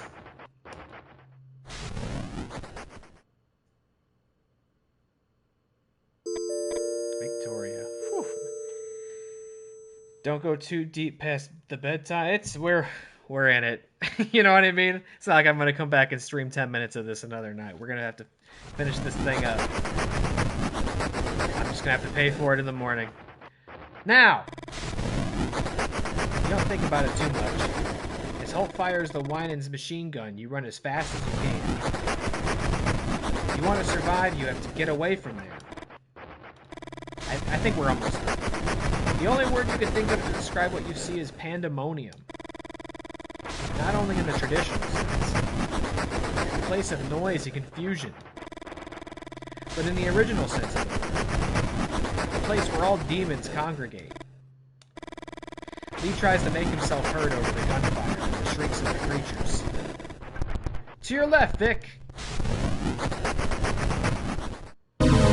Oh, we're doing like MS-DOS QTEs. Okay.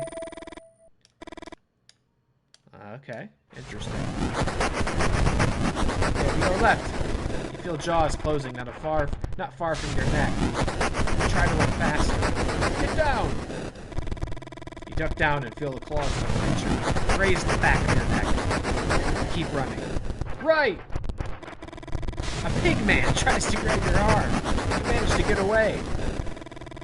You're almost there. You get in the car and slam the door shut. You hear a knock and you jump in your seat. Let's go! Let's go! Lee speeds up, and the pandemonium is soon behind you. You think about Lee's previous car. What a clunker. And now you know how Lee managed to buy a car like this one. Holt told you. Poor Holt. The Leonids, upright beasts, intrafamilial possession, experimental weapons, the Order of the Elves, Men in Black and Mothmen. There they are, the topics of my next book. You touch your belly. With all that you suffer tonight, Lou's comment seems a bit inappropriate. You travel in silence for a few minutes. We're just leaving Holt back there? After we fucking shot his granny? Are you alright, Lee? You look a little pale. Lee takes a few seconds to answer. I don't know. Lee scratches his head. I can see things before they happen, Vic. Lou leans forward. It's not that I see the future. I don't know how to explain it. It's like I can see several presents just before they happen. Come on, babe. Victoria. What are you saying, Lee? Have you felt it since the episode you told us with the white light? Lee's hands are tightly clasped on the steering wheel. It's not like I can control it. The first time I felt it was in the struggle with Elsie. And the second, when we were running to the car, he could see my other save files, so to speak. Lee looks you in the eyes, and suddenly you can feel all his pain. Some of the presents, the creatures. Vic? Lee's voice breaks. The creatures... And he begins to cry. You feel him gradually calming down with the contact. He rests his head on your hand and you stroke his cheek. After a few minutes, you remove your hand and settle back in your seat. You look for Lou in the rearview mirror and see him jotting something in his notebook. Lou seems to always be writing in one way or another. You envy his tenacity, and you wonder if maybe that's what it takes to be a writer.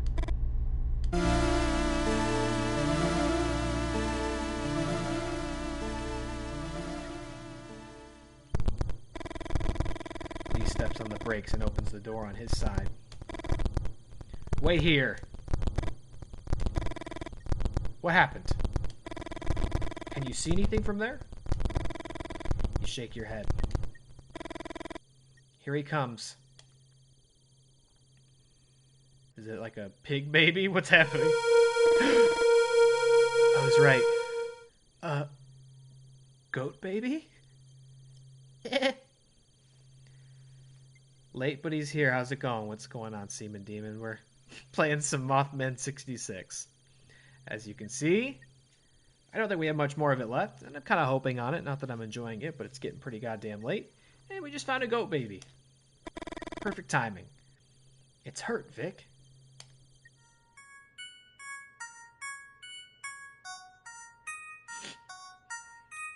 I shall raise him as my own. Although neither of you say anything, you think you know what you have to do. Lee kisses you on the mouth and starts the car. In the back seat, Lou clears his throat. I don't want to be anticlimactic, but the demonization of the god Pan, Satan, as a male goat.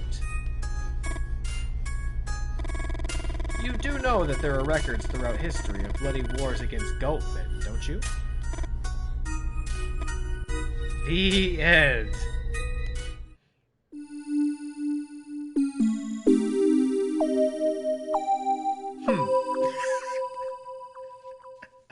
Goat baby is some new lore. Sort of Jersey Devil-esque, I suppose. I said it was winding down. I didn't realize it was about to end in that very same scene. Okay, that was kind of an abrupt ending. I wonder if there's a different ending if I don't send Granny off.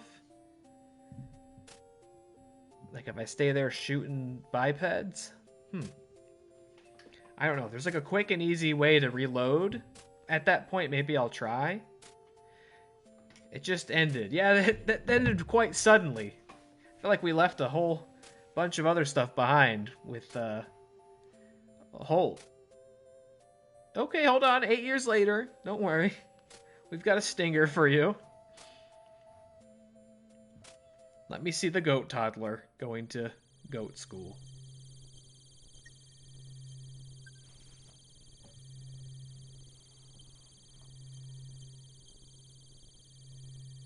That ain't no goat.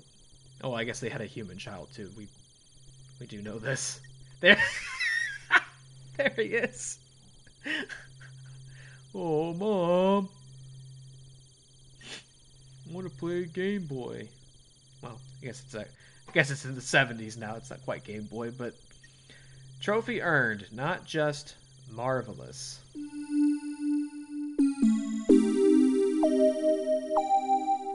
I suppose they can have post-credit stingers too. It's not just a Marvel thing. Is that the idea? Is it possible to continue? Oh no, we could have made manual saves along the way, I suppose, and then that way we could have picked up from the other point. I feel like there was maybe another ending to get if we had not sent Granny running off from the machine gun section. Oh well, it's far too late to do anything about it now. But there you go. That's Mothman, rather plural, 1966. That was fun. It was neat. Like I said at the top, basically a visual novel, which is not like anything I've streamed before. Not really like anything I've even played before, but this one was way up my alley, right? This is, when I saw that this existed a while back, I knew it was a matter of when, not if, I streamed it. So I'm glad I checked it out. I made for a nice chill stream, even if it is getting very late. This was fun. I liked it. If you watched or listened along, I hope you enjoyed it as well. There's a follow-up to this called Lake Varney that I might check out sometime. It's a completely separate story, but I think Lou is the recurring character in it. I don't know if you play as him, but I think he's the thread between these pixel pulps, if I understand correctly. I might be wrong about that. I don't know. But this was fun. It did end kind of abruptly. I don't know if, like I said, if there are multiple endings, maybe there's a more climactic one. I'm not sure. We got like the weird goofball ending or not with the goat baby. Did not expect that at all. But there you go. That's one of the endings. If you liked it, this game's pretty cheap. From what I recall, I think it's like $10 or so. You can check it out and try to get the other endings yourself. That's obviously going to be it for me tonight. This was cool. I dig it. Something different. Something very inspired by the kinds of things I'm interested in and like. Obviously, I got my Mothman hat on, and actually I have a Mothman shirt on too, believe it or not. Look, there it is. Have you seen the Mothman? It's mirrored. It's backwards. Oh well. This was cool. I dug it. Yes, I am off to sleep. I'm mothed out. I'm a real motherfucker, you know what I'm saying? Okay. All right, yeah, I'm going to bed. Thanks for tuning in, my friends. Whether for a long time or a little time. Next, I will be back. I'm not sure which day yet. I haven't decided.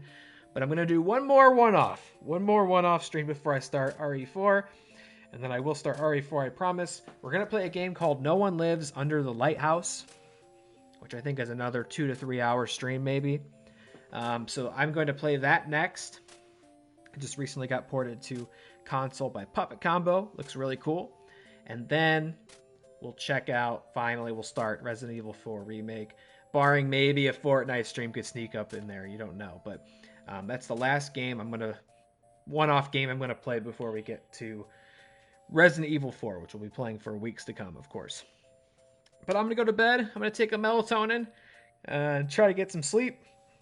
I'm going to feel like hell in the morning, but it was worth it to spend time with you and to spend time with Mothman 1966.